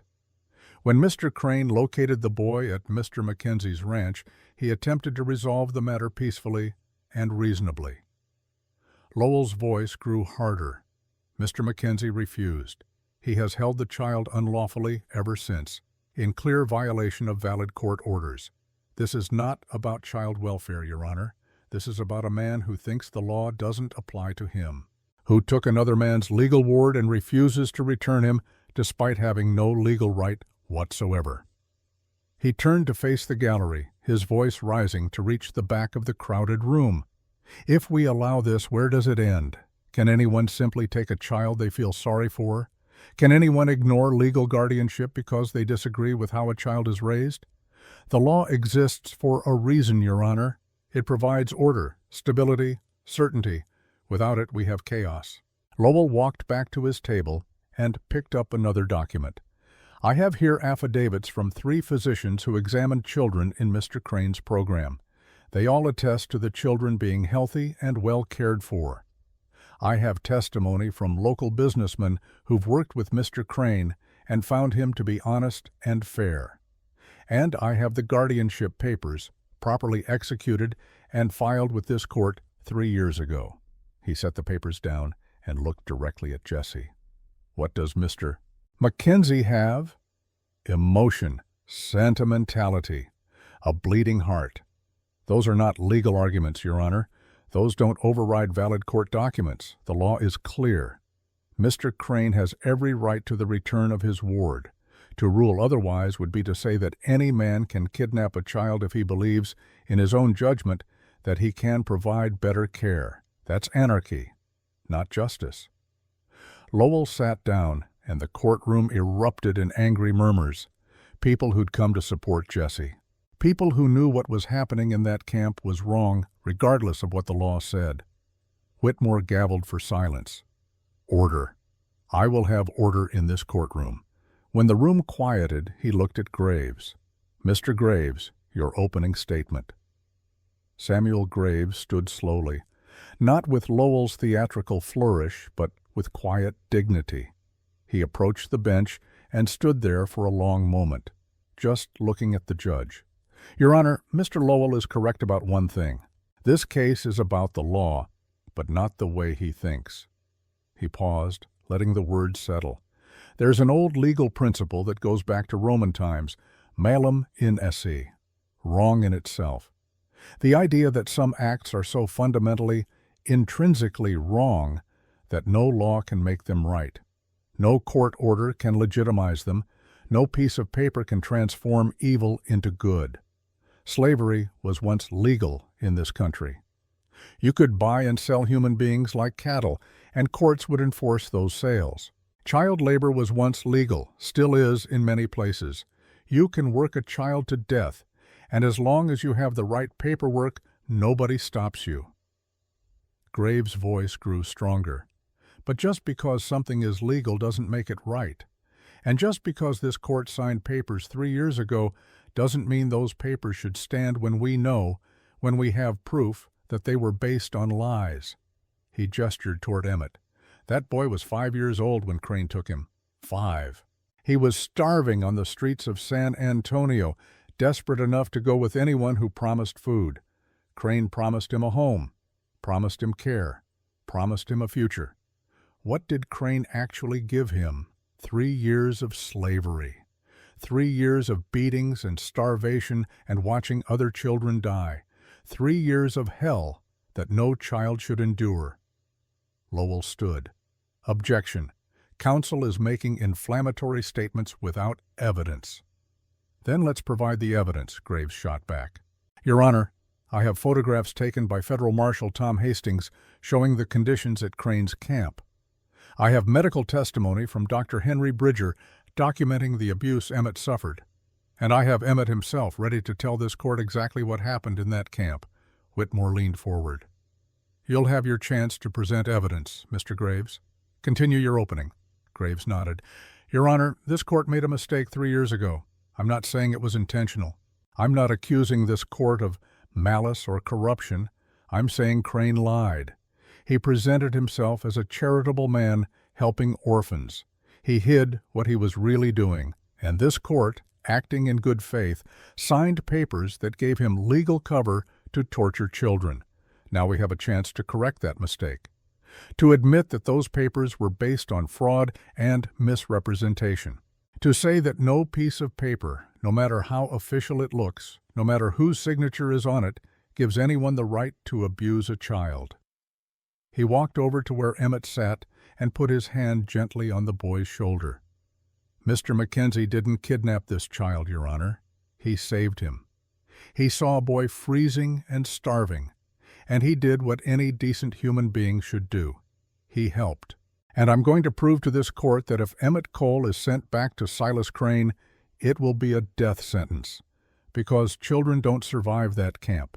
They die there, and they're buried in unmarked graves where nobody will ever find them. The courtroom was absolutely silent. Even the people standing along the walls had stopped shifting. Graves returned to his table. Thank you, Your Honor. Whitmore made a note on the pad in front of him, his face still revealing nothing. Mr. Lowell, call your first witness. Lowell stood, smoothing his vest. The plaintiff calls Silas Crane. Crane rose and walked to the witness stand with the bearing of a man who had nothing to hide.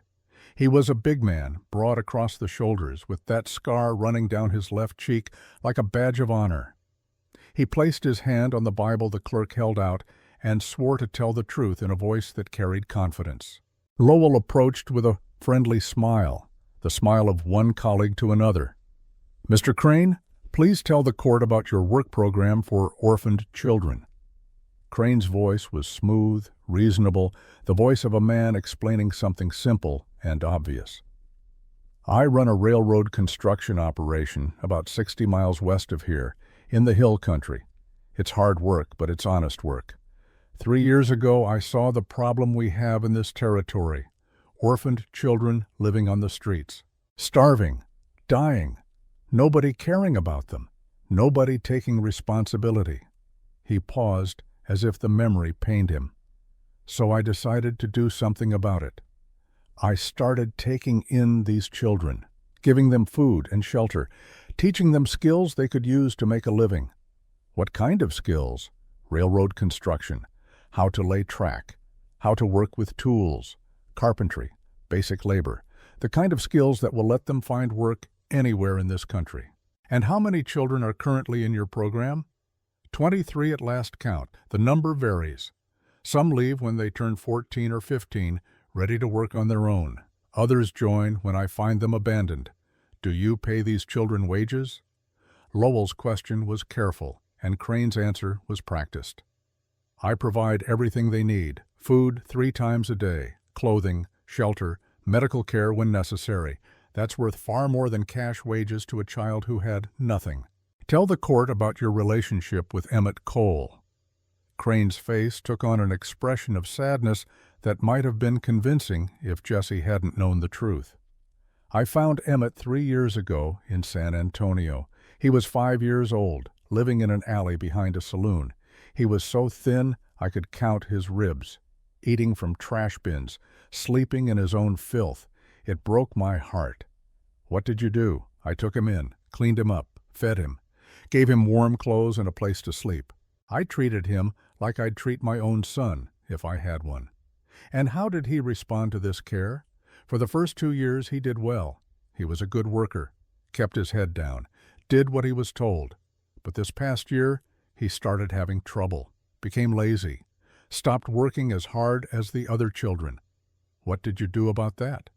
I tried discipline, nothing harsh, just firm guidance. The kind of correction any father would give a wayward child. But Emmett resisted. He became defiant. And then what happened? In November, he ran away, stole food and supplies, and disappeared in the middle of the night. I've been searching for him ever since, worried sick about his welfare. When you found him at Mr. Mackenzie's ranch, what did you do? I asked politely for his return. I showed Mr. Mackenzie the legal guardianship papers. I explained that Emmett was my responsibility, my legal ward. I tried to be reasonable. How did Mr. Mackenzie respond? He refused, threatened me with a rifle, told me to leave his property and never come back. He's held Emmett unlawfully ever since. Lowell nodded, as if this confirmed everything he'd suspected. No further questions, Your Honor. Whitmore looked at Graves. Your witness, counselor. Graves stood and approached Crane slowly. When he spoke, his voice was quiet but sharp as a blade. Mr. Crane, you say you found Emmett on the streets of San Antonio 3 years ago. That's correct. Did you make any attempt to find his family before taking him? He said he had no family. His mother was dead. He was 5 years old. Did you verify this? Check with local authorities? Churches? Anyone who might have been looking for him? Crane's jaw tightened slightly. I did what was necessary to help a child in need, which was nothing. You saw a vulnerable child and you took him, just like you've taken 23 other children. Objection. Counsel is testifying. Sustained. Mr. Graves, ask questions. Graves nodded. Mr. Crane, you testified that you provide food 3 times a day. What exactly do these children eat? Basic food. Cornmeal. Beans. Occasionally meat. How much food per meal? Enough to keep them healthy and working. That's not an answer. How much? Crane shifted in his seat. A bowl of mush in the morning, beans in the evening. That's 2 meals, not 3. Sometimes there's a midday meal if the work allows time for it. So most days, these children eat twice. Is that correct? If they're working hard, they eat well. And if they don't work hard enough by your standards? Crane's face reddened. Then they need to learn discipline. By going hungry? By learning the connection between work and reward. Graves walked to his table and picked up one of Marshal Hastings's photographs. Your Honor, I'd like to introduce Exhibit A, a photograph taken 2 days ago at Mr. Crane's camp by Federal Marshal Tom Hastings. He handed it to the judge. Whitmore studied it, his expression darkening. Mr. Crane, this photograph shows children carrying what appear to be railroad ties while armed men watch them. Can you explain why you need armed guards if these children are there voluntarily? For their protection. The hill country is dangerous. There are outlaws, wild animals. Or is it to prevent the children from escaping? Objection. Overruled. Answer the question, Mr. Crane. The guards ensure the children's safety and provide supervision for dangerous work. Graves picked up another photograph. This image shows what appears to be a metal container sitting in full sun. What is that used for? Storage. Storage of what? Equipment. Tools. Mr. Crane, isn't it true that you lock children inside that container as punishment? Crane's hands gripped the witness stand. That's a lie.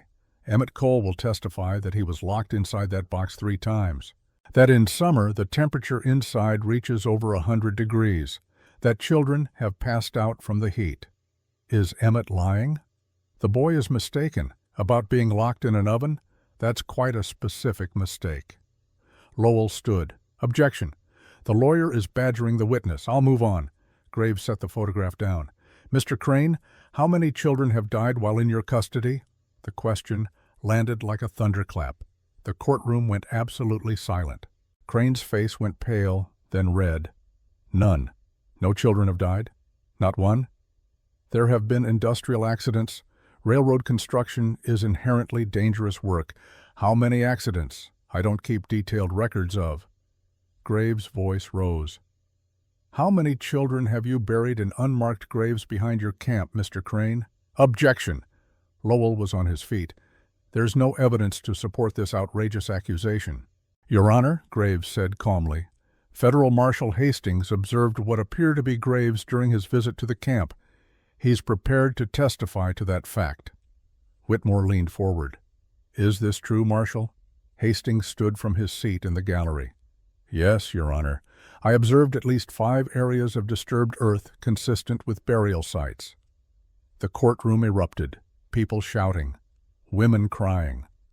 Whitmore's gavel cracked repeatedly. "Order! I will have order!" When the room finally quieted, Graves continued, "Mr. Crane, a boy named Samuel died in your camp approximately 18 months ago. He was 9 years old. A railroad tie fell on his leg, crushing it. You refused to get him medical treatment. He died of infection 3 days later. Do you deny this?" "I don't recall any boy named Samuel. A boy named Daniel was tied to railroad tracks overnight as punishment for attempting to escape. He suffered severe frostbite and died a month later. Do you deny this? These are fabrications, are they? Emmett Cole witnessed both deaths. He can describe them in detail. Is he fabricating? The boy is lying to avoid honest work and to justify his theft." Graves walked closer to Crane, his voice dropping, but somehow carrying even better in the silent courtroom. "Tell this court the truth, Mr. Crane. You don't run a charity, do you? You run a labor camp. You use orphaned children as slave labor because they're free and nobody cares if they die. Isn't that the truth?" Lowell was shouting objections. Whitmore was gaveling. But Crane's carefully constructed facade was cracking. "Those children would be dead without me." His voice rose to a shout. "I give them purpose. I make them useful instead of wasting away on streets, by beating them, by teaching them that life isn't soft, that work builds character, by starving them, by teaching them to earn their keep, by burying them in unmarked graves when they're too broken to work anymore." Crane's eyes were wild now, his face purple with rage. "Some children are weak. That's not my fault. The strong survive. That's how the world works." The courtroom fell absolutely silent. Even Lowell looked shocked at his client's outburst. Graves spoke quietly. "No further questions, Your Honor." Crane seemed to realize what he'd said. His mouth opened and closed like a fish drowning in air. "You may step down, Mr. Crane."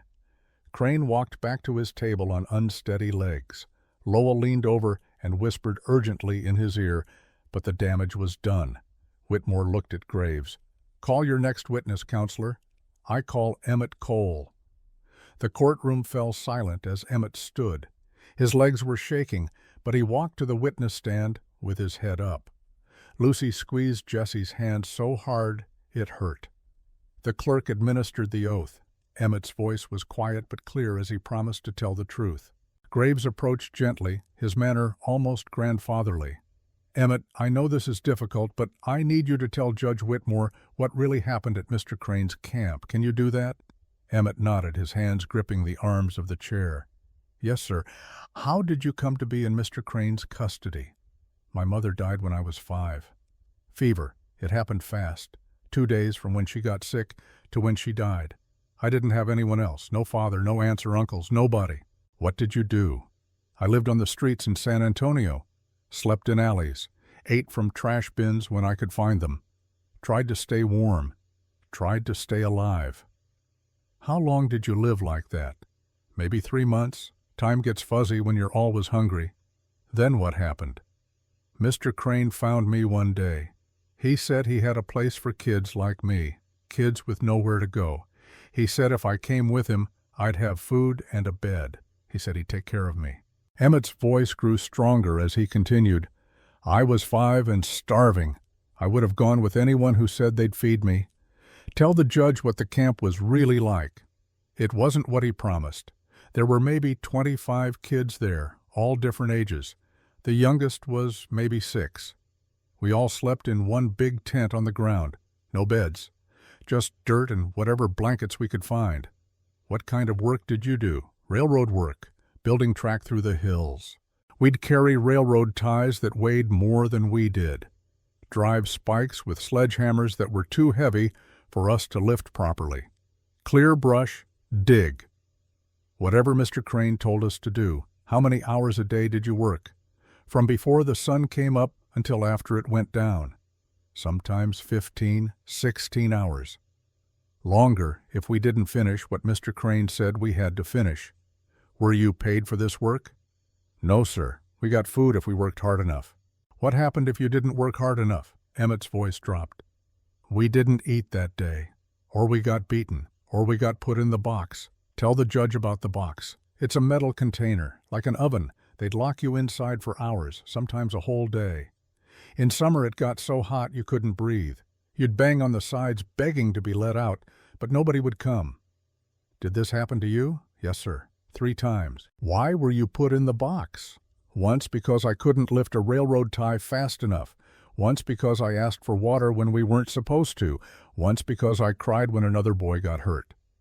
Graves picked up Doc Bridger's medical report. Emmett, Dr. Bridger examined you when you came to stay with Mr. Mackenzie. He found scars on your back. How did you get those scars? Mr. Crane beat me with a leather strap. How many times did this happen? Emmett's eyes filled with tears. I don't know, more times than I can count, whenever he said I needed discipline. Did he beat the other children too? Yes, sir, all of us, some worse than others.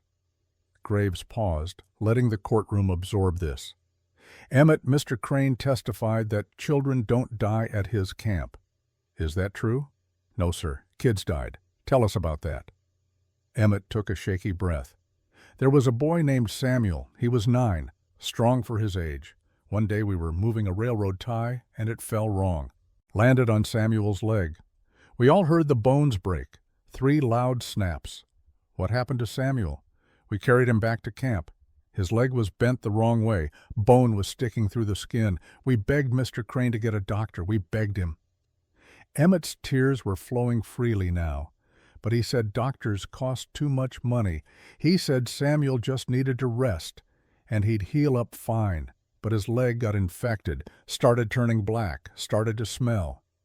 Samuel screamed for 3 days straight, begging for help, begging someone to make it stop.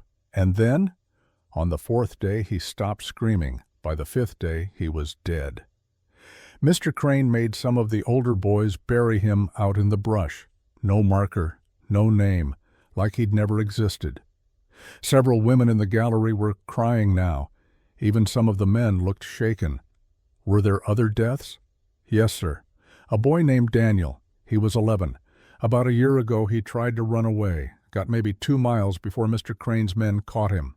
What did they do to Daniel? They brought him back to camp and made all of us watch while they tied him to the railroad tracks. Graves held up a hand. To be clear, they laid him across the tracks? In the path of a train? No, sir. They tied him along the tracks, ropes on his wrists and ankles stretched out so he couldn't move. Then they left him there all night. Why would they do that? To teach the rest of us what happened if we tried to run, mister. Crane stood there and said anyone who tried to help Daniel would take his place. What were the conditions that night? Cold. It was November. Maybe colder than now. We could hear Daniel crying, begging, praying for someone to help him, but we were too scared. What happened to Daniel? In the morning, his fingers and toes were black from frostbite. He couldn't talk anymore, could barely walk. He lived another month, but he was never right after that. Couldn't work, could barely feed himself. Then one morning we woke up and he was gone. Where did he go? Emmett looked directly at Crane. Mr. Crane said he ran away again, but we all knew the truth. Daniel was dead and Mr. Crane had buried him with the others. How many children do you think are buried out there? I don't know for sure. More than 5. Maybe 10. Some died before I got there. Some died while I was there. Kids got sick or hurt or just wore out, and Mr. Crane buried them where nobody would find them. The courtroom was completely silent except for Emmett's voice. Why didn't you tell anyone? Why didn't you ask for help? Who would we tell? We were in the middle of nowhere. The only people who came were the ones delivering supplies, and they worked for Mr. Crane. If we tried to talk to them, we got beaten. Emmett, one more question. Do you have any other family? My brother Billy. He's 12. Where is Billy now? Still at Mr. Crane's camp. Why isn't he here with you? Because when I ran away, Billy helped me. He hit one of the guards with a shovel so I could slip away in the dark.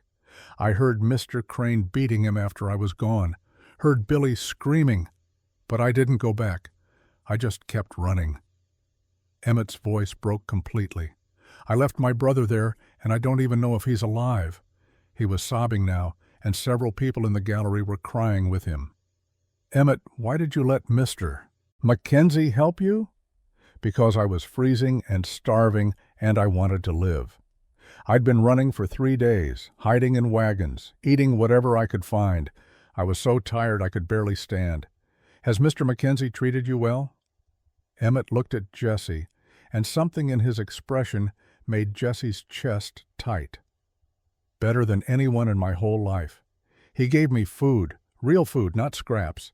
He gave me clothes that fit and a bed that was warm. He let me sleep without being scared someone would hurt me. He and Lucy made me feel like maybe I was worth something." "Do you want to stay with Mr. Mackenzie?" "Yes, sir, more than anything in the world, even though it might mean Mr. Crane hurts your brother in revenge." Emmett met Jesse's eyes. "Mr. Mackenzie promised we'd get Billy out too. He promised we'd both be safe. And I believe him. He keeps his promises." Graves turned to the judge. "No further questions, Your Honor." Whitmore looked at Lowell. "Your witness, Counselor." Lowell stood and approached Emmett. His earlier confidence was gone, replaced by something that looked almost like desperation. "Mr. Cole, you're 8 years old. How can this court trust what you remember? Children have active imaginations. They exaggerate. I'm not exaggerating. Are you sure? Or are you repeating what Mr. Mackenzie told you to say to help him win this case?" Emmett's eyes flashed with sudden fire. "Nobody told me what to say. I'm telling the truth about what happened to me and the other kids. A convenient truth. One that gets you out of honest work and into a comfortable home with people who feel sorry for you. It's not about comfort. It's about not being beaten. It's about not watching my friends die." His voice rose, all the pain and rage of 3 years pouring out. "It's about not being so hungry you can't think, about not being so scared you can't sleep, about not having to dig graves for kids who should still be alive." The courtroom erupted. Whitmore gabbled for silence. Lowell tried again, but his voice was weaker. "Mr. Cole, when you left Mr. Crane's care, you took food that didn't belong to you. That's theft. Do you deny it? I took 1 piece of bread and a blanket because I was starving and it was winter and I would have died without them. Is that worse than what Mr. Crane did to us?" The question hung in the air. Lowell had no answer. No further questions. Emmett stepped down. Jesse met him at the gate and pulled him into his arms. The boy was shaking violently. "You did perfect, son. Perfect." Over the next hour, Graves called witness after witness. Doc Bridger testified about Emmett's injuries, his voice clinical, but his anger barely controlled.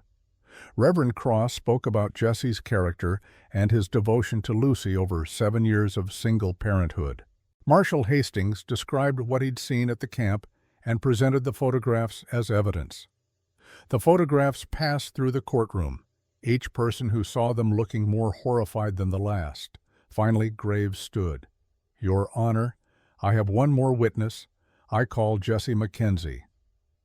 Jesse stood and walked to the witness stand. He'd testified in court once before, years ago, over a property dispute. This felt entirely different. He swore to tell the truth and sat down, very aware of every eye in the courtroom watching him. Graves approached. "Mr. Mackenzie, why did you take Emmett Cole into your home?" Jesse looked at his daughter, then at Emmett. "Because my daughter asked me if we could keep him. She saw a child suffering and wanted to help, and I realized I'd spent 7 years hiding from life because I was afraid of getting hurt again." "Tell the court what you mean by that." "My wife Catherine died 7 years ago giving birth to Lucy. My younger brother Thomas died when I was 15, and I couldn't save him either. After Catherine died, I swore I'd never let myself care that much about anyone again. It hurt too much to lose people." "What changed?" "Emmett. When I saw him at that market freezing and starving, I saw my brother. I saw every person I'd walked past because it wasn't my problem, and I couldn't do it anymore. I couldn't walk away from a child who needed help, even knowing Mr. Crane had legal guardianship papers. Even then. Because there are things more important than papers, Your Honor. That boy's life is more important than a signature on a document. What kind of home have you provided for Emmett? The same home I've provided for Lucy. Food, warmth, safety, love. The things every child deserves. Mr. Mackenzie, what would you do if this court ruled against you today? Jesse met Judge Whitmore's eyes directly. I'd appeal the decision, and if the appeal failed, I'd find another way to keep him safe. Even if it meant breaking the law? Yes, sir, even then. Because I'm his father now. Not on paper, maybe, but in every way that matters. And a father protects his children, no matter what. You understand you're essentially admitting you'd defy a court order? I'm saying I'd do whatever it takes to protect my son. The same thing you'd do for your children, Your Honor. The same thing any good father would do. For just a moment, something flickered across Whitmore's granite face. Then it was gone. Thank you, Mr. Mackenzie. You may step down. Jesse returned to his seat. Lucy grabbed one hand, Emmett the other. Whitmore looked at both lawyers. Do either of you have additional witnesses? No, Your Honor, they said in unison. Then I'm ready to rule. The courtroom held its collective breath. I've been a judge for 20 years, Whitmore began. In that time, I've made thousands of rulings on thousands of cases. Most were straightforward. Clear law applied to clear facts producing clear outcomes. But some cases, the rare ones, test what law really means, what justice really requires. He paused. 3 years ago, Silas Crane came before this court seeking guardianship of orphaned children. He presented himself as a charitable man providing care for the helpless. The paperwork was in order. I had no reason to doubt him. I signed those papers in good faith. But good faith doesn't excuse willful blindness, and it doesn't excuse allowing evil to continue once you know about it. Crane sat forward, his knuckles white on the table. Today I've heard testimony that shocks the conscience. Medical evidence of systematic abuse. Photographic evidence of children laboring under armed guard like prisoners. Eyewitness testimony of children dying from neglect and deliberate cruelty. Mr. Lowell argues that the law is on his side, that the guardianship papers are valid and must be honored. And from a purely technical standpoint, he's correct. Jesse's heart sank. They'd lost. However, Whitmore continued, courts have inherent power to void contracts and legal instruments that were procured through fraud or used for illegal purposes. This power exists precisely for cases like this one. Mr. Crane obtained guardianship under false pretenses. He represented that he would care for these children, provide for their welfare. Instead, he enslaved them. He worked them to the point of collapse. He beat them. He starved them. And when they could work no more, he buried them in unmarked graves. Whitmore's voice grew harder. That is not guardianship. That is not care. That is criminal conduct masquerading as charity. He looked directly at Crane. I hereby void the guardianship papers signed 3 years ago on grounds of fraud, misrepresentation, and use for illegal purposes. Mr. Crane, you no longer have any legal claim to Emmett Cole or any other child in your custody. The courtroom erupted. People cheering. Crane jumping to his feet in rage. You can't do this. Those papers are legal.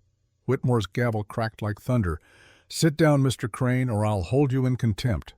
Lowell grabbed his client's arm and forced him back into his seat. Furthermore, I'm granting Mr. Mackenzie's petition for custody.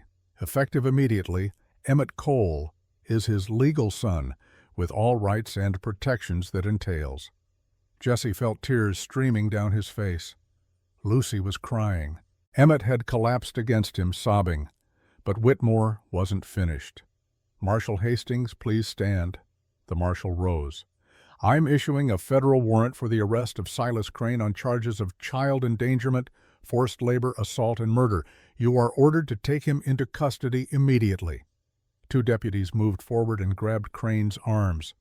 He struggled, shouting, This is outrageous. I'll appeal. I'll take this to the Territorial Supreme Court. You do that, Whitmore said coldly. And when you do, they'll see the same evidence I saw today. They'll hear the same testimony. And they'll reach the same conclusion. He turned back to Hastings. Marshal, You're further ordered to raid Mr. Crane's camp immediately. Take into custody all children found there. Those children are to be evaluated medically and placed with suitable families or proper orphanages until permanent arrangements can be made. Yes, Your Honor. One more thing. Whitmore's voice softened slightly. Marshal Hastings will be searching for a boy named Billy Cole, Emmett's brother. When he's found, I'm granting Mr. Mackenzie temporary custody pending a hearing to make it permanent. Emmett's sob echoed through the courtroom. This court is adjourned. The gavel fell for the final time. Chaos erupted, people rushing forward, Dr. Bridger and Reverend Cross embracing Jessie. Lottie O'Brien crying into her handkerchief. Crane being dragged out in handcuffs, still shouting threats. But Jessie was focused only on the children in his arms. Emmett and Lucy, both crying, both holding on. We won, Emmett whispered. We actually won. We won, Jessie confirmed. You're mine now, legal and forever. And Billy, we're bringing him home. Today. I'm riding with the marshal to get him. Can I come? Jessie started to say no, then looked at Emmett's face and changed his mind. Yeah, you can come. He's your brother. You should be there when we bring him home. They rode out 2 hours after the trial ended, while Crane was being locked in the town jail. Marshal Hastings led 6 of his deputies. With Jessie and Emmett, they were 8 riders in total. Jessie and Emmett rode together on Jessie's horse, with Lucy staying behind in town with Doc Bridger and Lottie. The ride to the camp took them through the afternoon and into evening. They pushed hard, wanting to hit the camp before word of Crane's arrest could reach his men. Night had fallen when they finally approached the valley. Hastings deployed his men in a circle around the camp, cutting off escape routes. Then they moved in. The camp was settling for the night. Children huddled around fires, guards lounging with bottles of whiskey. Nobody expected a raid. Federal Marshal, Hastings' voice boomed. Everyone on the ground, now. For a moment nobody moved. Then one guard reached for his rifle. Don't, Hastings warned, his pistol aimed. I will shoot you. The guard looked at the ring of armed men surrounding the camp and slowly raised his hands. The other 2 guards followed suit. Where's Crane? Hastings demanded. Got arrested this morning, one guard muttered. We heard he was at some court hearing in Redemption. Anyone else in charge? Just us. Then you're all under arrest for child endangerment and assault. Deputies, secure them. While the deputies handled the guards, Jessie slid off his horse and helped Emmett down. The boy's whole body was trembling. Billy, Emmett's voice cracked. Billy Cole! Children emerged from tents, blinking in the firelight, scared, confused, not understanding what was happening. Billy, your brother's here. Then Jessie saw him, a boy taller than the others, limping badly out of the largest tent. Dark hair, one eye swollen shut from a recent beating, the other eye searching desperately. Emmett! Billy! The brothers ran toward each other and collided in the middle of the camp. Billy's legs gave out and they both went down, holding each other and crying. Jessie stood back, letting them have this moment. Around him, Hastings and his men were gathering the other children, assessing injuries, trying to bring order to chaos. Marshal, one of the deputies called, you need to see this. Jessie followed Hastings to the edge of the brush. What they found made his stomach turn. 6 graves, maybe more, areas of disturbed earth marked only by weeds and rocks. God Almighty, Hastings breathed. We'll need to exhume them, one deputy said quietly, for evidence. And for proper burial, Jessie added. These children deserve better than unmarked graves. They worked through the night, documenting everything. The conditions, the injuries on the children, the graves. By dawn, they had enough evidence to hang Crane twice over. The ride back to Redemption took most of the next day. They had 23 children, many too weak or injured to ride alone. Billy rode with Jessie and Emmett, the 3 of them squeezed together on one horse. Billy barely spoke. The beating he'd taken after helping Emmett escape had done damage beyond the physical. But when Emmett talked, telling him about Jessie and Lucy and the ranch, something would flicker in his good eye, something that might become hope, given time. They reached town as the sun was setting. The whole town turned out to see them, lining the streets as Hastings led his procession to Doc Bridger's office. Lucy came running, with Lottie O'Brien right behind her. "Pa, you're back!" Jessie dismounted and caught her, then helped Billy down. The older boy could barely stand, leaning heavily on Emmett. "Lucy, this is Billy, Emmett's brother, our brother now." Lucy looked up at Billy with her mother's kind eyes. "I'm glad you're home." Billy's face did something complicated, like he wanted to believe her but didn't dare. "Come on," Jessie said gently. "Let's get you to Doc Bridger, get you checked out and fed." Over the next week, life settled into a new rhythm. Billy healed slowly, both body and mind. Doc Bridger treated his injuries and declared he'd recover fully, though he'd always have limited vision in his left eye. The other 22 children were harder to place. Doc Bridger examined each one, documenting injuries that ranged from malnutrition to broken bones that had healed wrong. Some were claimed by distant relatives who'd been searching for years. Others found homes with families throughout the county who'd been moved by the trial. The youngest, a 6-year-old boy who'd stopped speaking entirely, went to live with Reverend Cross and his wife. 5 children, too damaged to trust easily, were sent to a church orphanage in Austin where they could receive proper care. But all were freed from Crane's hell, and all would carry the scars, visible and invisible, for the rest of their lives. Crane himself stood trial 2 months later. The evidence was overwhelming. He was convicted on 17 counts, including murder, forced labor, and child endangerment. He was hanged on a cold February morning, and nobody in 3 counties mourned him. Judge Whitmore expedited Jessie's adoption of Billy, making it official in a brief hearing where the boy stood between his brother and his new father and said yes, he wanted to be Jessie Mackenzie's son. Spring came to the Texas prairie, bringing green grass and wildflowers. The ranch prospered. Jessie hired 2 hands to help with the work because he had 3 children now who needed his time and attention. Lucy blossomed, delighted to have 2 older brothers to boss around and protect. Emmett grew stronger every day, putting on weight and height, his nightmares gradually fading. And Billy, though scarred, slowly learned that not all adults hurt children, that some could be trusted. One evening in late May, Jessie stood on his porch watching the sunset paint the sky gold and red. Behind him in the cabin, he could hear his children, Lucy reading aloud, Emmett and Billy playing checkers, the sounds of a family alive and well. Doc Bridger rode up, as he did most evenings now. The old man had taken to checking on them regularly, though they all knew it was as much for his benefit as theirs. "Evening, Jessie. Doc." Jessie gestured to the chair beside him. Beautiful sunset. They sat in comfortable silence, watching the light fade. "You know what Catherine would say if she could see you now?" Doc finally asked. Jessie smiled. "She'd say I took my sweet time figuring things out. She'd say you did good. 3 children. All of them happy and healthy. That's something to be proud of. I am." Jessie's voice was quiet. "I spent 7 years thinking my life was over, that I'd never feel whole again. But these kids, they fixed something in me I didn't know was broken. That's what family does." The doc stood, groaning, as his joints protested. "I'll be back tomorrow to check Billy's eye again." "Thanks, Doc." After the doctor left, Jessie sat alone a while longer. He thought about that day at the market, about Lucy's simple question that had changed everything. "Can we keep him, Pa?" He'd said yes, and that yes had saved 3 lives, Emmett's, Billy's, and his own. The door opened behind him. Emmett came out, followed by Billy and Lucy.